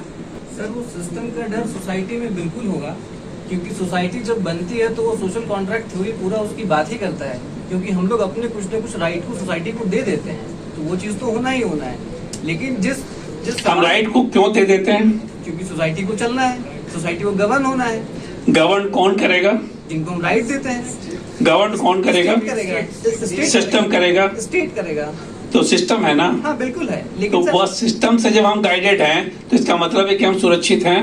सर वही मतलब सिस्टम काम कर रहा है। सर, सिस्टम काम कर रहा है सर, लेकिन ये जो सवाल था कि हम सड़क पे चलते हैं तो हम अपने आप को कितना सिक्योर महसूस करते हैं, तो मेरा कहने का ओपिनियन ये है सर कि उस चीज को अगर हम क्वांटिफाई करना चाहें तो नहीं कर सकते हैं। That's what I feel. किसी चीज को क्वांटिफाई उस रूप में हम कर ही नहीं सकते हैं, किसी चीज को हम नहीं कर सकते। ठीक है ना। और इस पर यदि हम डिस्कशन करें तो शायद हम दिन भर डिस्कशन करेंगे, हम किसी कंक्लूजन पर नहीं पहुंच सकते। और एक जुडिशियल ऑफिसर्स को कंक्लूजन पर पहुंचना रहता है। यह डिस्कशन हम कर सकते हैं, हम अफोर्ड कर सकते हैं, लेकिन जुडिशियल ऑफिसर्स जिनको हम अभी यहाँ पर रिफ्रेशर कोर्स में पढ़ा रहे हैं, उनको कंक्लूजन ड्रॉ करना होता है। ठीक है ना सर, कम से कम हम लोग यहाँ तो डिस्कशन कर सकते हैं ना। हाँ, कर सकते हैं, लेकिन हम यहाँ जो भी डिस्कशन करेंगे, ऐसे आप लोग तो काफी मेच्योर हैं, लेकिन कहीं ना कहीं उस डिस्कशन का असर बैक ऑफ द माइंड में हर समय रह जाता है। सर, जैसे इसी कॉन्सेप्ट टेक्स्ट में, जैसे मेरे को मौका मिला था लास्ट ईयर में गोवा गया था। गोवा में कोई भी जेंडर का आदमी कैसे भी घूम सकता है, कितने बजे भी घूम सकता है। यही बात मैं अगर रांची में छोड़िए, मैं डाल्टनगंज पहुंच रहा हूँ, डाल्टनगंज में तो नहीं कर सकते हम लोग कि हम कितने बजे भी कैसे घूम सकते हैं, तो वहाँ हम सेफ नहीं फील करेंगे। तो जैसे उन्होंने कहा कि हर रीजन में डिफरेंट हो सकता है कि आप सेफ है कि नहीं है। बिल्कुल, उसी में मैंने जिस देश में गंगा बहती है का एग्जाम्पल दिया था कि चोरी कर जाइए तो वहां सम्मान मिलेगा। ठीक है ना, चोरी कर जाइए, सम्मान मिलेगा। आप गोवा में घूम रहे हैं तो आपको मॉडर्न समझा जाएगा, और आप पलामू में घूम रहे हैं तो आपको वल्गर समझा जाएगा। ठीक है ना। लेकिन बोलिए, क्या क्वेश्चन? हम लोग यहाँ पे आईपीसी के एम और ऑब्जेक्टिव की बात कर रहे हैं, तो और क्रिमिनल जस्टिस सिस्टम की बात करें कैसे इवॉल्व हुआ, तो सर आईपीसी के आने से पहले भी सर क्रिमिनल जस्टिस सिस्टम था इंडिया में, और सर वो पहले इस्लामिक जो जूरिस्प्रूडेंस था उससे गवर्न होता था। तो मेन इंडियन पिनल कोड का ऑब्जेक्ट ये था कि सर वो अनकोडिफाइड था सर। तो आईपीसी के आ जाने से सर उसको कोडिफिकेशन हो गया। तो मेन पर्पस तो ये था कि सर उसका कोडिफिकेशन हो सर। तो हमको लगता सर इस टाइप में थोड़ा डिस्कशन होना चाहिए था। इंडियन पिनल कोड के पहले, ठीक है ना, बात करें तो छोटे छोटे स्टेट थे, तो हिस्टोरिकल पर्सपेक्टिव में हम जाते हैं, वहां पर हर रीजन का अपना अलग कानून था। हर रीजन का अपना अलग कानून था। आप 1 किलोमीटर आगे निकल जाइए तो कानून आपके लिए बदल जाता था। लेकिन जब इंटीग्रेशन हुआ इंडिया का, ठीक है ना, इंटीग्रेशन, और उसके पहले ही बात करें क्योंकि पिनल कोड तो पहले का ही, अंग्रेज जब आ गए और मुगलों के बाद जब इस चीज को महसूस किया गया, क्योंकि अंग्रेज जब आए तो वह तो एक सिस्टम पर काम करते थे ना, अंग्रेज एक सिस्टम पर काम करते थे, और वो पूरे इंडिया को उन्होंने ही एक किया इन सारी चीजों को लाकर। ठीक है, तो उन्होंने इसको कोडिफाई किया। इसको उन्होंने क्या किया? कोडिफाई किया कि यूनिफॉर्म हो पूरे इंडिया में, एक ही तरह का सारा चीज जो है वह कानून हो। इसलिए इसे कोडिफिकेशन की बात आई। उसके पहले तो हर जगह पर अलग अलग कानून थे, हर रीजन का अलग कानून था। ठीक है, उसके आधार पर चलते तो पूरा क्योस की स्थिति होती। हम यहाँ से मर्डर कर जाते हैं, शायद दूसरी जगह पर मर्डर की सजा नहीं रहती कुछ भी, तो हम सुरक्षित रहते। देखिए, हम मुगल शासन की जब बात करते हैं तो हम रूल ऑफ लॉ की बात नहीं कर सकते। रूल ऑफ लॉ की बात अंग्रेजों के आने के बाद इंग्लिश सिस्टम से शुरू हुई। इसी कारण हम लोग आज तक ब्रिटिश लिगेसी को फॉलो कर रहे हैं लॉ के मामले में। हम सिर्फ मॉडर्न कॉन्टेक्स्ट की बात कर रहे हैं। तो मैं आपको बात कर रहा था कि जब प्राइम ऑब्जेक्टिव की बात करते हैं तो यहाँ पर हम इंडियन पिनल कोड को कैसे लागू कर रहे हैं, ये देखिए। सबसे पहले तो जो पनिशमेंट होना चाहिए वो एप्रोप्रिएट होना चाहिए। पनिशमेंट क्या होना चाहिए? वह एप्रोप्रिएट होना चाहिए। अब कोई क्राइम किया गया और किसी क्राइम की हम सजा दे रहे हैं, संभव है क्या? बहुत प्रेसिजन होना चाहिए। जैसे मैंने 304A और 304 और 302 की मैंने बात की, तो वहां पर एप्रोप्रिएट सजा होनी चाहिए कि किस जुर्म में कौन सी सजा और कितनी सजा मुझे देनी है। दूसरी चीज है कि एडेक्वेट सजा होनी चाहिए। सुप्रीम कोर्ट का एक जजमेंट है, उसमें बहुत ही क्लियर कट करके कहा गया है कि जिसमें जजमेंट है, आपको नोट करना चाहिए, नोट कर लिए। Alistair Anthony Pereira versus state of Maharashtra का 2012 का केस है। Alistair Anthony Pereira versus state of Maharashtra, जिसमें कि एप्रोप्रिएट पनिशमेंट की बात कही गई है। इसको कैसे एक्सप्लेन किया है सुप्रीम कोर्ट ने कि यदि आप एप्रोप्रिएट और एडिक्वेट पनिशमेंट नहीं देते हैं, ठीक है ना, एडिक्वेट पनिशमेंट नहीं देते हैं, तब ऐसी स्थिति में परपेट्रेटर क्या होंगे? वो तो मशरूम की तरह उगेंगे ना, कि हम तो मर्डर कर गए और हम भाई 2 साल में बाहर निकल गए। या फिर सजा नहीं होती है तो कैसे लोग पैदा लेंगे? अतीक अहमद जैसे लोग पैदा लेंगे ना, अतीक अहमद जैसे लोग पैदा लेंगे जिसको 40 साल तक सजा ही नहीं हुई। ठीक है, क्योंकि करंट है इसलिए मैंने उसकी बात कही। तो अब यहाँ एडुकेट होना चाहिए, जस्ट होना चाहिए और प्रोपोर्शनेट होना चाहिए, ठीक है ना। अब प्रोपोर्शनेट की जब मैं बात करता हूँ तो यहाँ पर जुडिशियल डिस्क्रिशन की बात चली आती है, ठीक है ना। प्रोपोर्शनेट कौन डिसाइड करेगा, या प्रोपोर्शनेट का डिसीजन कौन लेगा, क्योंकि जुडिशियरी में डिस्क्रिशन कहाँ पर है, वह क्या कहा गया है, अप टू, यदि 3 इयर्स है तो up to 3 years, up to 7 years.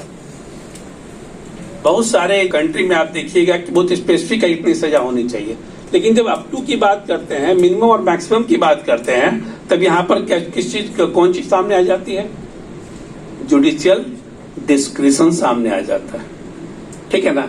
यहाँ पर आपके ऊपर है कि आप कितना एप्रोप्रिएट सजा दे रहे हैं, ठीक है ना, एप्रोप्रिएट सजा दे रहे हैं। एक कहावत है कि कोई भी साधु जो है उसका पास्ट होता है, और कोई भी जो सिनर है, पापी है, उसका भविष्य भी होता है। तो यहाँ पर हम जब किसी चीज को डिसाइड करते हैं तो इस चीज को भी हमको ध्यान में रखना होता है। आसाराम बापू का एग्जाम्पल आप लोगों के सामने है, ठीक है, उनका एक पास्ट भी है, लेकिन आपको वाल्मीकि का भी एग्जाम्पल आपके सामने है जिनका की फ्यूचर था, ठीक है। तो आपको जब आपको जुडिशियल डिस्क्रिशन की बात की जाती है तो यहाँ पर इस चीज को आपको सामने रखकर भी काम करना होता है, दिया गया है, और उसी के आधार पर जब आप पनिशमेंट दे रहे हैं किसी को, तो उन सारी चीजों को ही आप लोग ध्यान में रखते हैं, आप लोग रखते भी होंगे उन सारी चीजों को, ठीक है। तो मैं बात कर रहा था एप्रोप्रिएट पनिशमेंट की, मैं बात कर रहा था डिटरेंट की, और मैं बात कर रहा था रिफॉर्मेशन की, रिफॉर्मेटरी अप्रोच की। तो मेरे ख्याल से इन सारी चीजों को बहुत आगे बढ़ाने की आवश्यकता नहीं है, इन चीजों को आप लोग समझ ही गए होंगे। अब मैं आता हूँ कि सेक्शन 34 और सेक्शन 114, ये दोनों इम्पोर्टेंट, ये दोनों में डिफरेंस क्या है। सेक्शन 34 और सेक्शन 114 ऑफ द आईपीसी, 149 तो डिफरेंट हो गया, फिर 114, ये दोनों में क्या अंतर है, इसको कैसे आप कंपैरिजन करते हैं। आपके पास जब एफआईआर आता है तो आप देखते होंगे कि 34 जहाँ पर 2 या 2 से अधिक आदमी हैं तो उन्होंने क्या किया गया, 34 लगा दिया। पुलिस बिना दिमाग लगाए हुए क्या करेगी, 34 लगा देगी, ठीक है।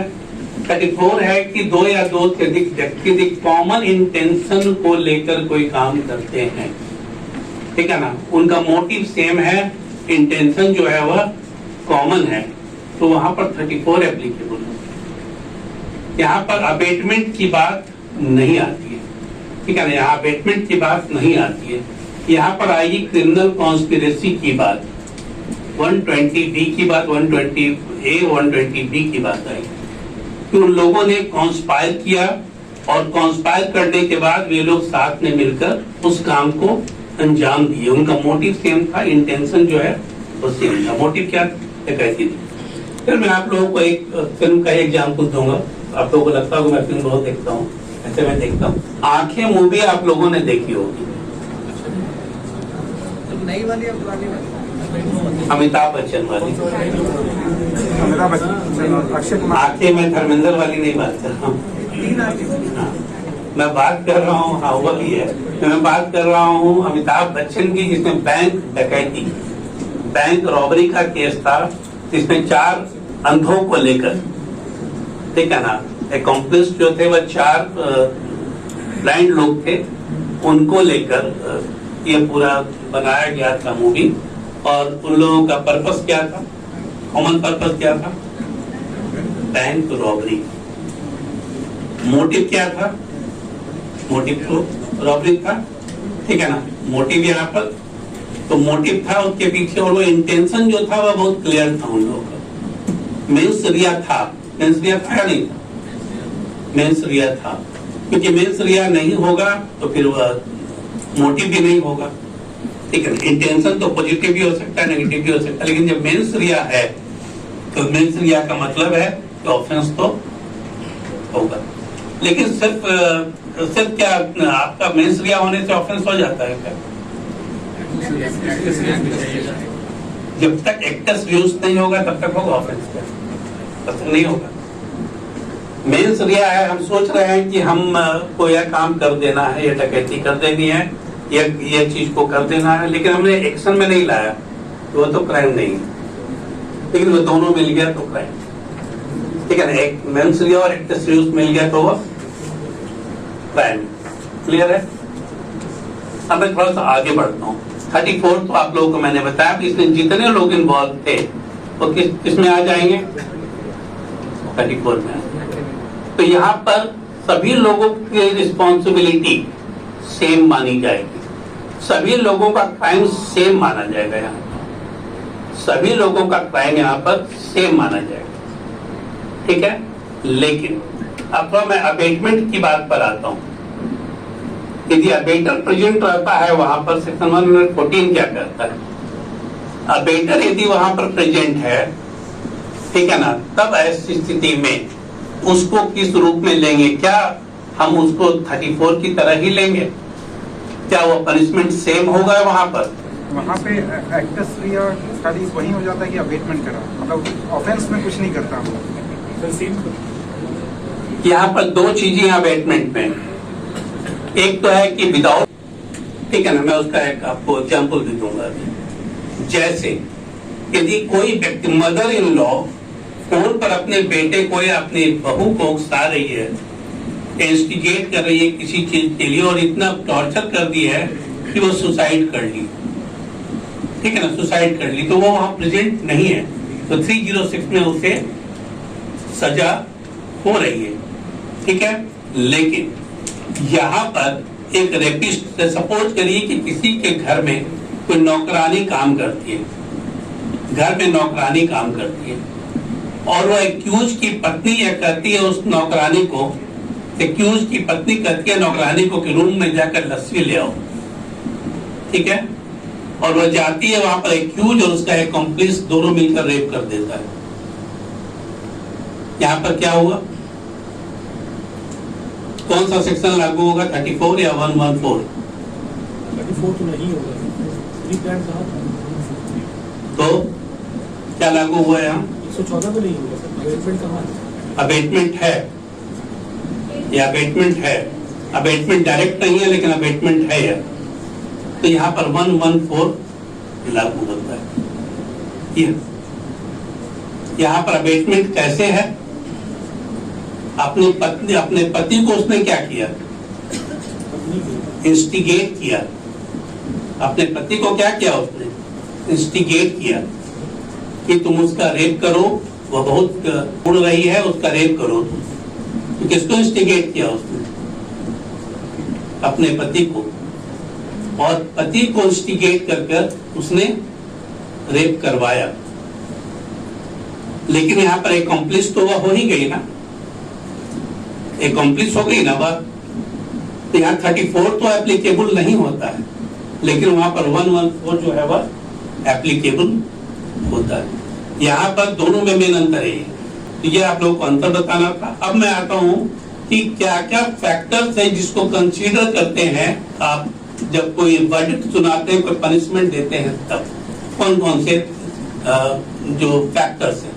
इस फैक्टर्स के बाद मैं फिर इंडियन आ जाऊंगा एविडेंस सेक्टर, ठीक है। ये फैक्टर्स क्या क्या हैं, लेकिन मैंने जो आप लोगों को बनाया है, जो ये कौन कौन से फैक्टर्स हैं, उसको या बस समझिए जो लिस्ट मैंने बनाया है वो फाइनल है, ठीक है।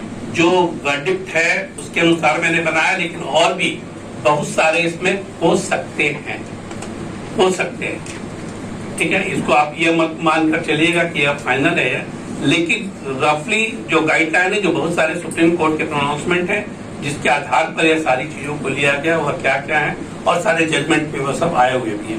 पहला तो क्या है इसमें कि यह, और किसी स्पेशल पर्सपेक्टिव में यदि किसी चीज क्राइम को किया जाता है किसी स्पेशल पर्सपेक्टिव में, तो वहां पर फिर आपका जो फैक्टर्स है वह डिफरेंट हो जाते हैं। वहां पर आपको उस समय डिसाइड करना होता है किस आधार पर इसको सजा दी जाए, ठीक है ना, किस आधार पर सजा दी जाए।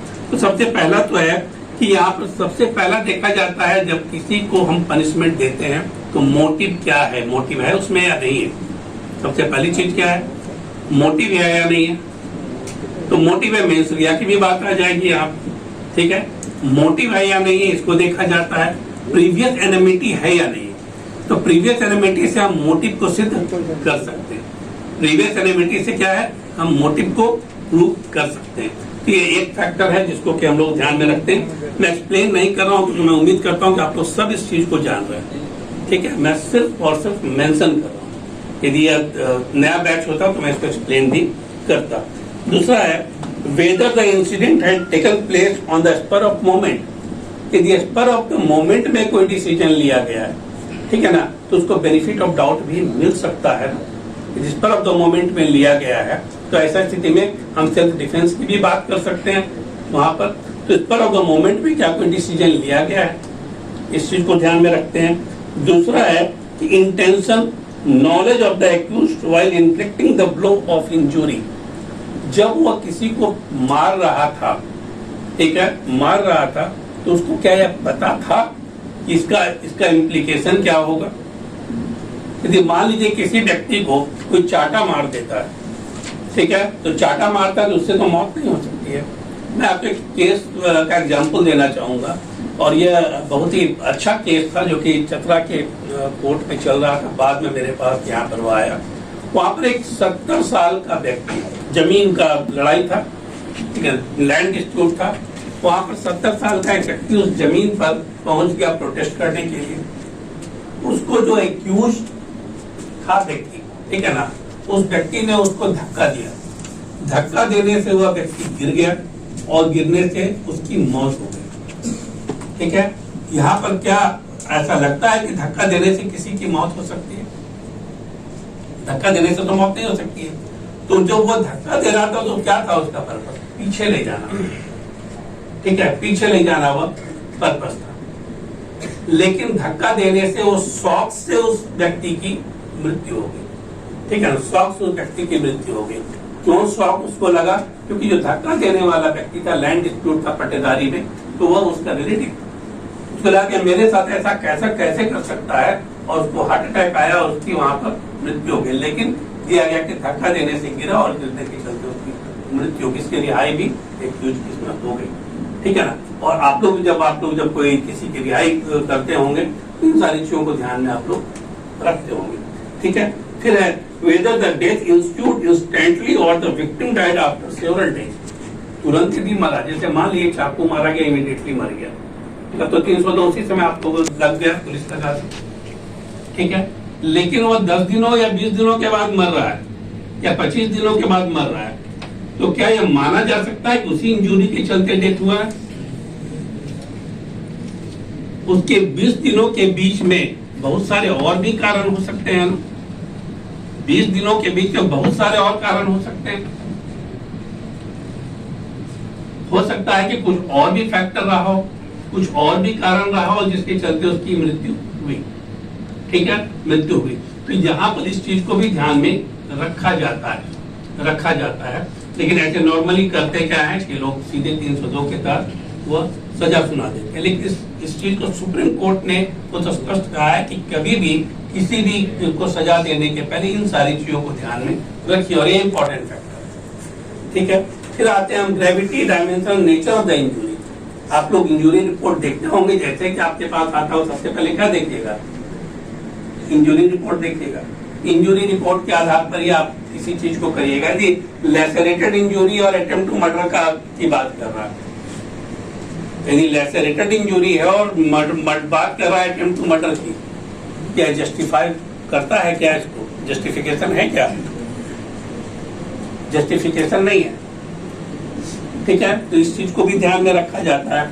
इसके अलावा age and general health condition of the accused. यदि बहुत बूढ़ा है कोई व्यक्ति, 80 साल का, उसको बहुत सारी बीमारियों से ग्रसित है, तो हम देने के पहले, सजा देने के पहले इन सारी चीजों को भी ध्यान में रखते हैं। और इस सब पर जुडिशियल प्रोनाउंसमेंट है, ठीक है। ये सारी चीजों पर जुडिशियल सुप्रीम कोर्ट का वर्डिक्ट है।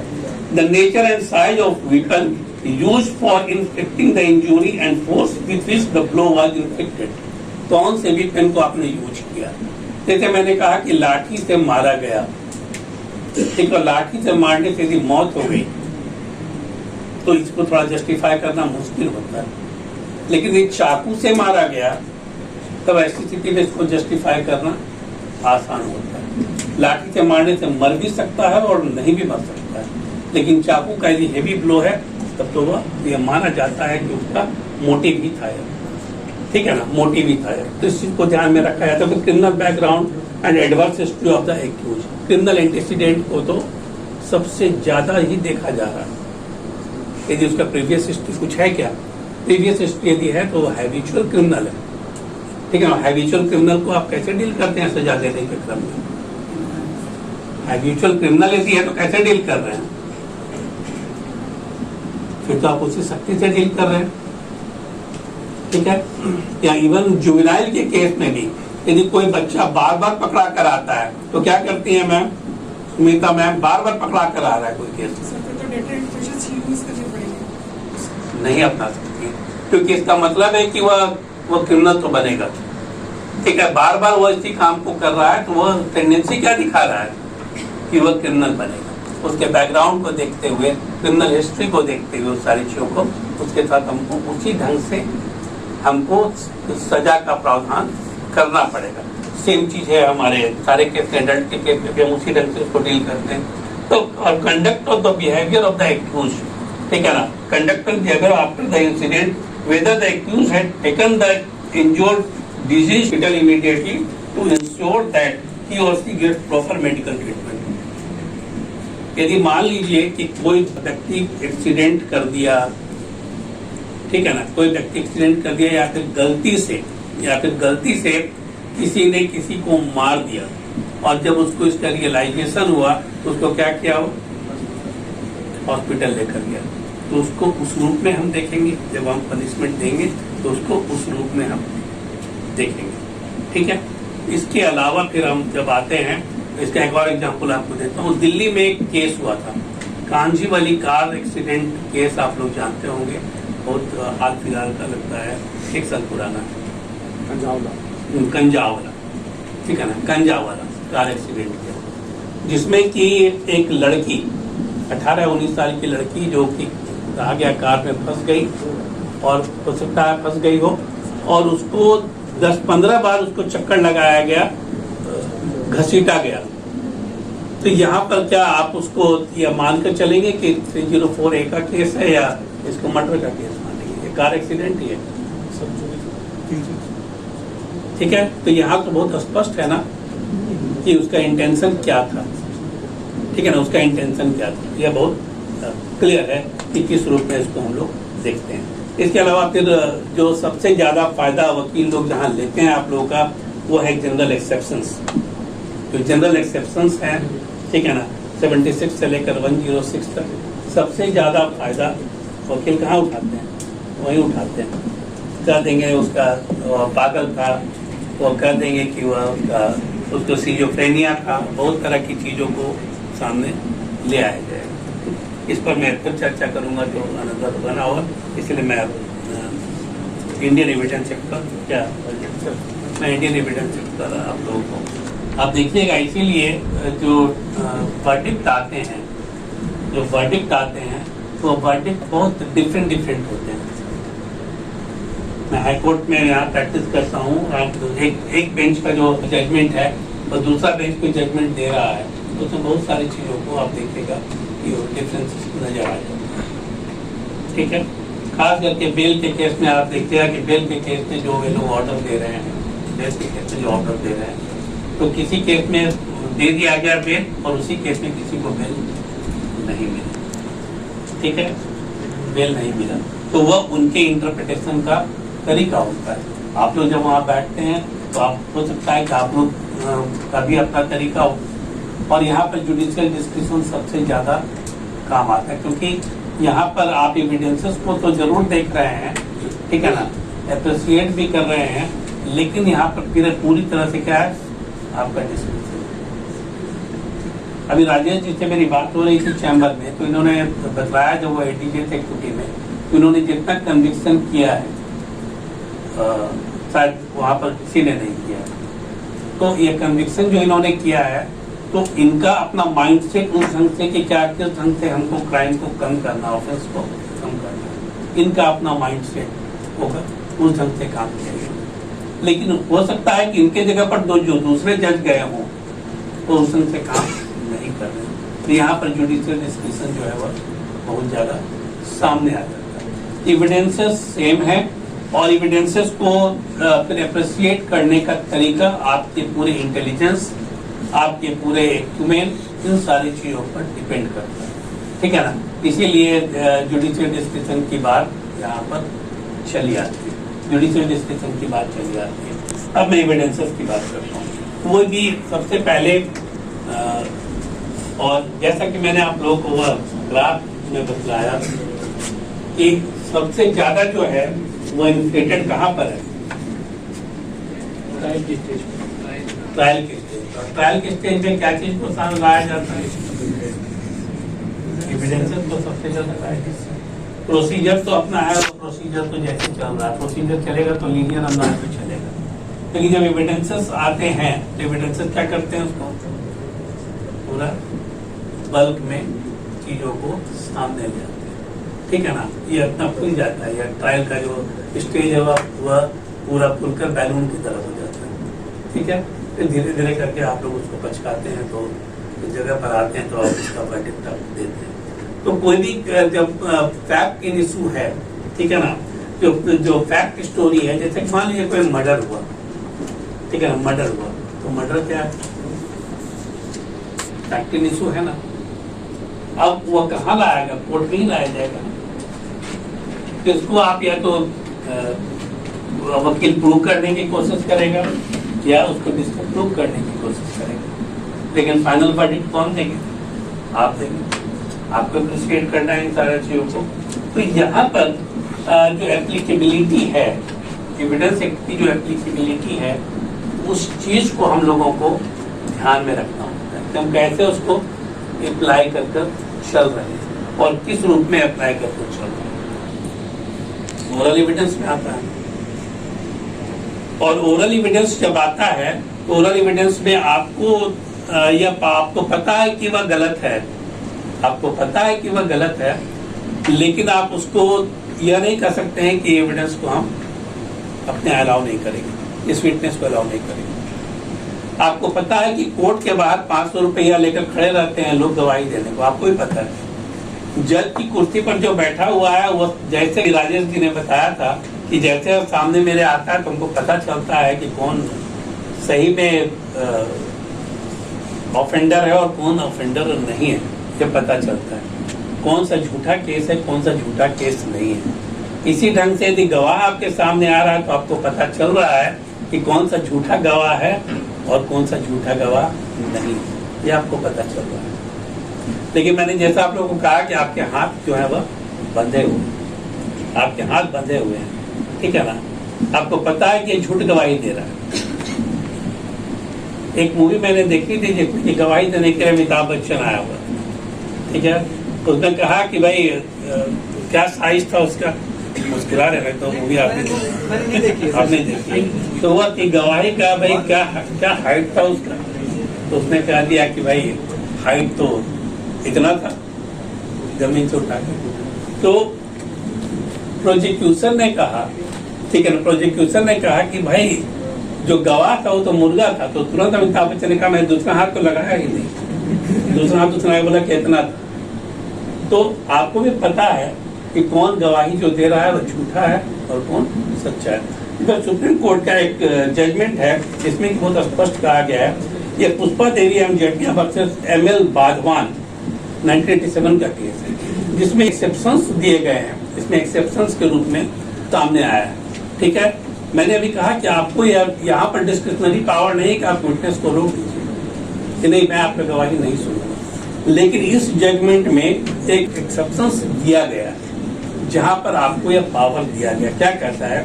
जज is of the view that the prejudicial effect of the such evidence would be out of proportion to its evidentiary value, the judge may exclude it. आप उसको क्या कर सकते हैं? आप उसको एक्सक्लूड कर सकते हैं। ये सुप्रीम कोर्ट का जजमेंट है, तो सुप्रीम कोर्ट का जजमेंट तो कानून है, ठीक है। तो यहाँ पर आपको ये डिस्क्रिशनरी पावर दिया हुआ है कि आप उसको सुनिए, लेकिन क्या करिए, आप उसको रोक नहीं सकते हैं। हम विटनेस बॉक्स में आया है रोक देंगे, वह नहीं कर सकते हैं, लेकिन आप उसको एक्सक्लूड कर सकते हैं जजमेंट को। फिर मैं आपको सुना दूं, लिखना चाहेंगे आप लोग? Pushpa Devi M Jatia versus ML बाधवान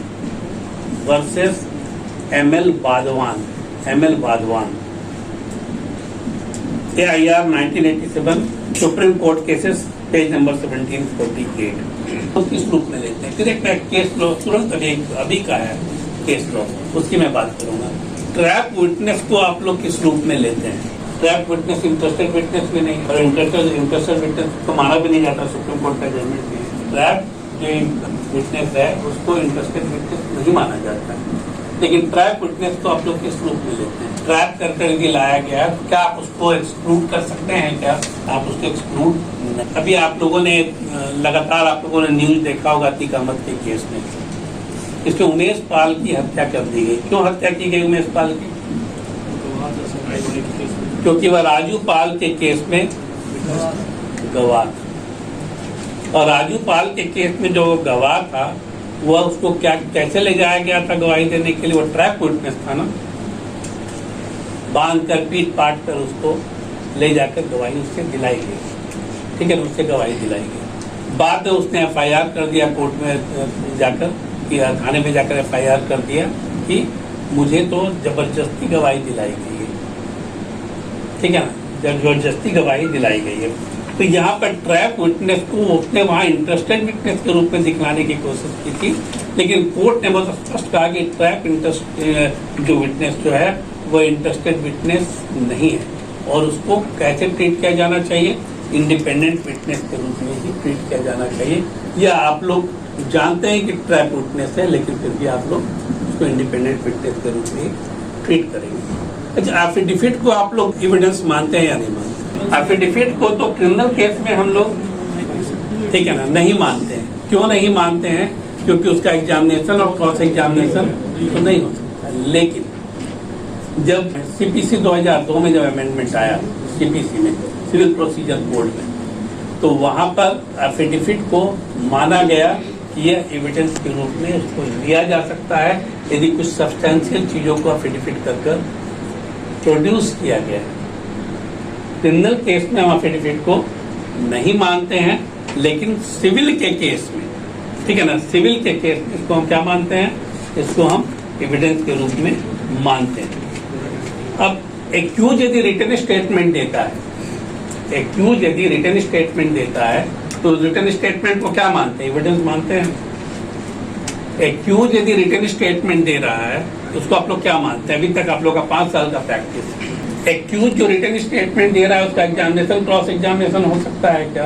accused यदि किसी स्टेट में अपना रिटन स्टेटमेंट दे रहा है, CRPC के 315 में जब अभी उसका क्रॉस होगा, उसके अलावा तो नहीं हो सकता। उसके अलावा नहीं हो सकता, ठीक है। तो रिटन स्टेटमेंट को एविडेंस के रूप में कंसीडर नहीं किया जा सकता। पब्लिक सर्वेंट का ले सकते हैं, हाँ, पब्लिक सर्वेंट का ले सकते हैं, क्योंकि पब्लिक सर्वेंट जो है, सपोज करिए नहीं आया पब्लिक सर्वेंट, तो एफिडेविट कर क्या करेंगे? वह विटनेस के लिए नहीं आया, अपना एविडेंस देने डिपोजिशन में नहीं आ पाया, वह बहुत व्यस्त है, उन्होंने अपना रिटर्न में भेजा है सारा चीज एफिडेविट कर, उसको आप कंसीडर करेंगे ना? वह एकदम दूसरा केस है, एविडेंस अलग चीजें थी, ठीक है ना, वह बिल्कुल दूसरा केस करना है, अलग चीज। ठीक है। तो अब है पंचनामा जो है, पंचनामा को आप एविडेंस के रूप में ले रहे हैं क्या? ये सारा बहुत क्रिमिनल लॉ का एकदम इम्पोर्टेंट चीज सब है। पंचनामा को आप लोग क्या करते हैं, क्या करती हैं? सर तभी सर लेंगे जब सर पंचनामा में जो नाम है वो कोर्ट में आएंगे और क्रॉस होगा, तभी सर उसकी एविडेंस होगी। पंचनामा में जिन लोगों ने साइन किया है और पंचनामा में जो फीचर बनाया गया है सारी चीजों का, ठीक है ना, उसको आप एविडेंस के रूप में ले रहे हैं क्या? वो एविडेंस के रूप में यूज नहीं होता है, उस पर एग्जामिनेशन और क्रॉस एग्जामिनेशन नहीं होता है, क्योंकि वह इंडिपेंडेंटली वहां पर उसने साइन किया है, उसको उसने क्या किया है? तो सर्टिफाई किया है उसने ना, ये चीजें मेरे सामने पकड़ी गई, उसका एग्जामिनेशन और क्रॉस एग्जामिनेशन नहीं होता है। और जब एग्जामिनेशन और क्रॉस एग्जामिनेशन नहीं होगा, तब ऐसी स्थिति में हम उसके एविडेंस के रूप में यूज नहीं कर सकते। वो सिर्फ ट्रायल के समय हमारा यूज होता है और कन्विक्शन के समय यूज होता है, उसको हम कोरोबोरेट करने के लिए वो सारी चीजों को यूज। रिकॉर्डेड कोई टेप है, रिकॉर्डेड टेप को आप लोग क्या करते हैं? तो सुप्रीम कोर्ट का जजमेंट बताइए, एक landmark judgment. Parliamentary attack case में एक जजमेंट आया हुआ है, यह आपका स्टेट वर्सेस नवजोत सद्दू अफसल गुरु, जिसको एलाइस अफसल गुरु नहीं अफसल गुरु, 2003 में यह जजमेंट आया है, जिसमें रिकॉर्डेड जो टेप है, रिकॉर्डेड टेप को इम्पोर्टेंट एविडेंस माना गया और ये लैंडमार्क जजमेंट है रिकॉर्डेड टेप के मामले में। इसके अलावा एक और भी केस है, Gade Lakshmi Nagarjuna versus state of Andhra Pradesh 2001 का केस। यह भी बहुत इम्पोर्टेंट केस है जहां पर इसको माना गया है कि यह एविडेंस है। ठीक है, इलेक्ट्रॉनिक एविडेंस आज की डेट में वाइटल एविडेंस है। बनारस का एक केस था, अभी 2012 का केस है, ठीक है ना, 2012 का केस है, जिसमें एक फॉरेनर की हत्या हो गई और फॉरेनर ने ही हत्या कर दी। आप लोग किसी को जजमेंट का पता है? यूरोप से घूमने के लिए आए बनारस 3 लोग, जिसमें एक महिला थी और 2 पुरुष। तो वह बहुत इंपॉर्टेंट, मैं इसका रेफरेंस दे देता हूँ जिससे कि इलेक्ट्रॉनिक एविडेंस को प्रूव किया जा सके कैसे। यहाँ पर क्या था, वह केस जो था, इसमें 3 लोग जो आए, वे लोग होटल में ठहरे, एक ही रूम में वे लोग ठहरे, ठीक है, और एक महिला और पुरुष सुबह निकल कर वे लोग चले गए घूमने के लिए, 4 बजे भोर में निकल कर चले गए घूमने के लिए। ठीक है, यह कहते हुए वेटर को कि ध्यान रखोगे कि मेरा मित्र यहाँ पर बीमार पड़ा हो। और वेटर जो था वह तो नेचुरली जब बुलाया जाएगा तभी ध्यान में रखेगा। और जब लौट कर वे लोग आए उधर से, उन्होंने देखा कि वह व्यक्ति मृत पड़ा हो। ठीक है, तो यह व्यक्ति जो मृत पड़ा हुआ था, और यह लंबा चला यह मामला, और लंबा चलने के बाद यह देखा गया कि सीसीटीवी फुटेज को निकाला गया। सीसीटीवी फुटेज से देखा गया कि जब ये लोग 4 बजे भोर में गए और रात में इस समय जब ये लोग रूम में गए थे, ठीक है, 11 बजे रात में लोग रूम में गए, तो रूम में जाने के बाद 4 बजे तक कोई भी व्यक्ति वहां रूम में गया ही नहीं। थॉमस और ब्रूनो केस। तो यह जो था वह जब गया, वे लोग जब चले गए और 4 से 6 के बीच में भी कोई भी व्यक्ति जो था वह रूम में एंटर नहीं किया। तब यह इन्फरेंस ड्रॉ किया गया सीसीटीवी फुटेज के आधार पर कि जब कोई व्यक्ति गया ही नहीं, ठीक है ना, डायरेक्ट एविडेंस तो है नहीं, कोई व्यक्ति गया ही नहीं, तब ऐसी स्थिति में किसने मर्डर किया होगा? तो जो लास्ट सीन टुगेदर की बात आती है, ठीक है, लास्ट सीन टुगेदर की बात आती है, इन्फरेंस ड्रॉ किया कि इन लोगों ने ही मर्डर किया होगा, और इसको यह ढकने के लिए कि वे लोग रूम में नहीं थे, वे लोग 4 से 6 बाहर चले गए और इन लोगों को सजा हुई। ठीक है ना, देखिए कितने साल की सजा हुई उन लोगों को, इन लोगों को सजा हुई, दोनों को, जो महिला और पुरुष थे दोनों को सजा हुई। ठीक है, बिल्कुल। तो यहाँ इलेक्ट्रॉनिक एविडेंस, सिर्फ इलेक्ट्रॉनिक एविडेंस के आधार पर, सिर्फ इलेक्ट्रॉनिक एविडेंस के आधार पर यह सजा होगी।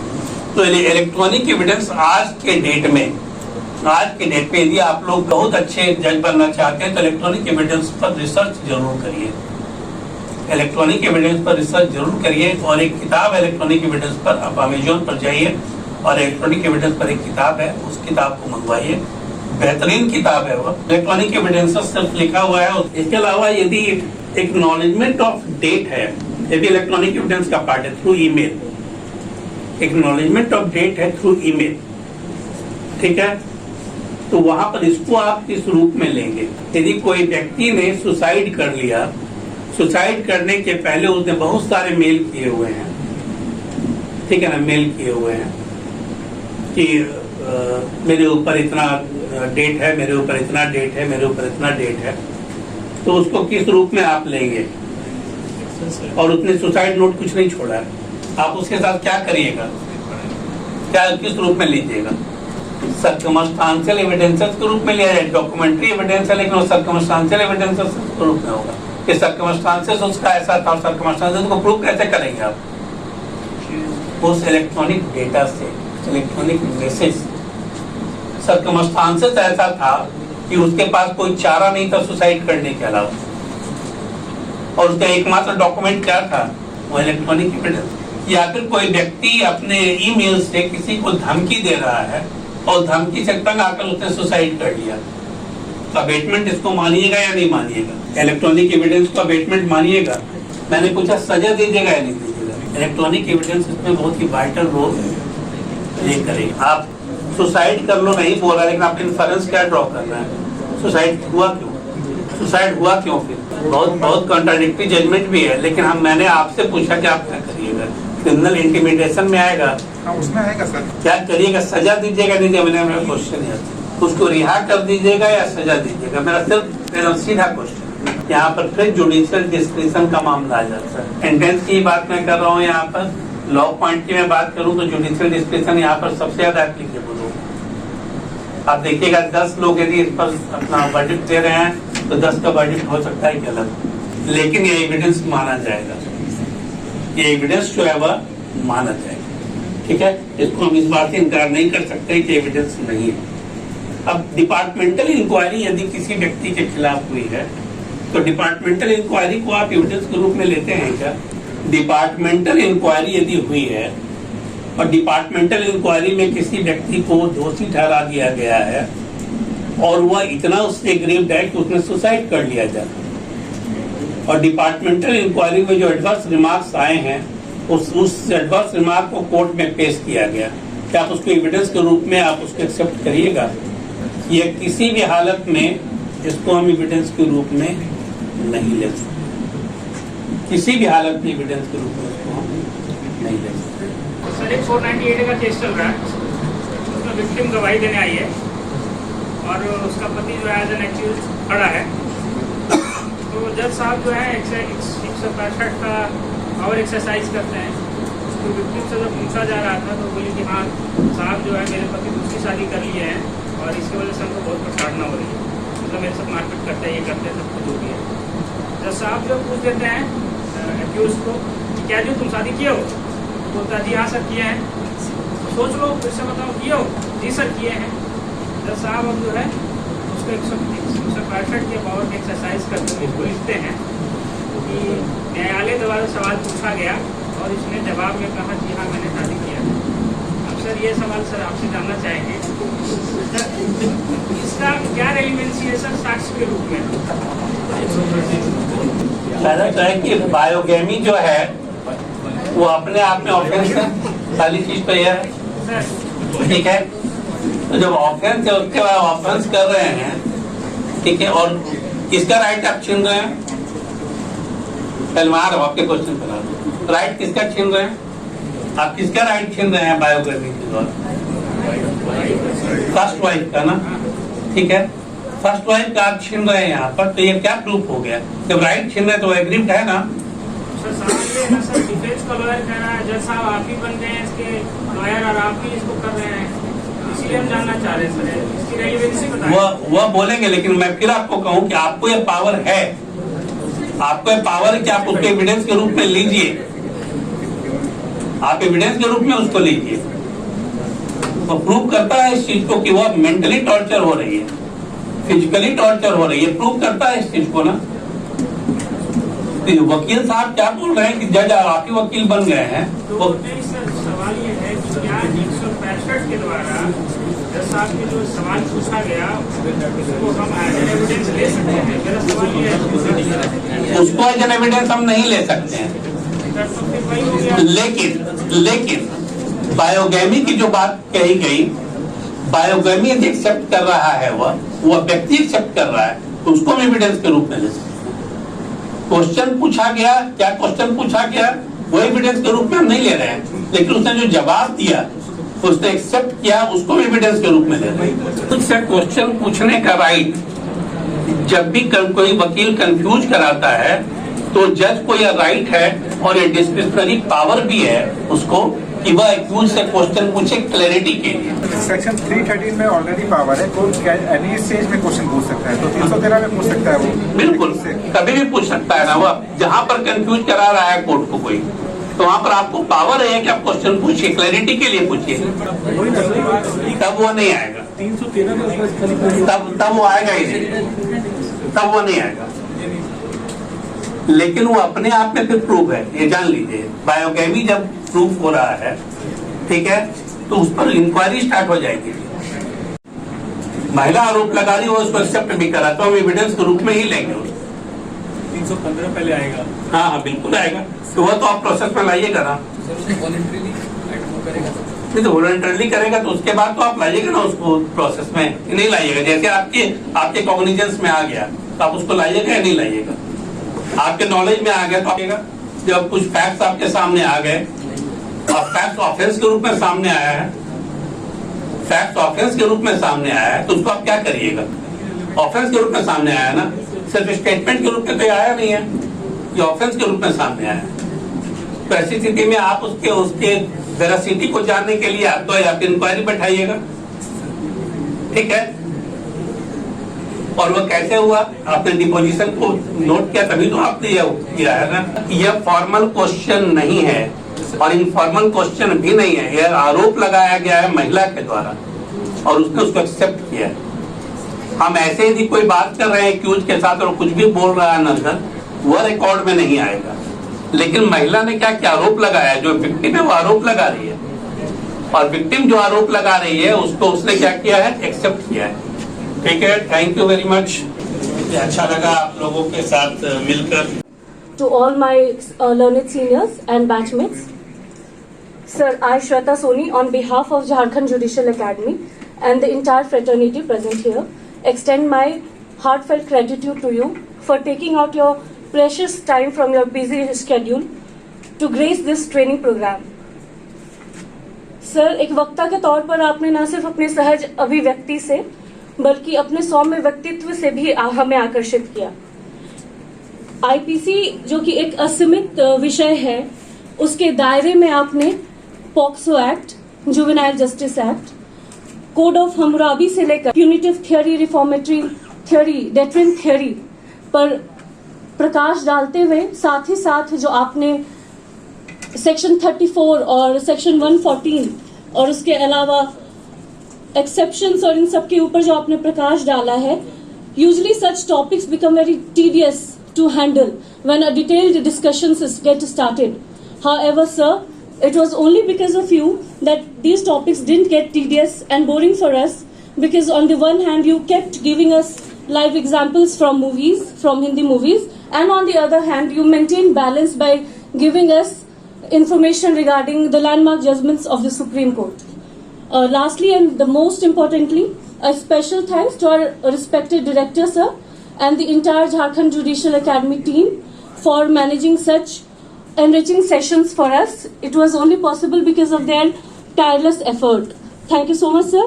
और आशा करते हैं कि सर और मौका मिलेगा आपसे मिलकर अपने ज्ञान को बढ़ाने के लिए. Thank you so much.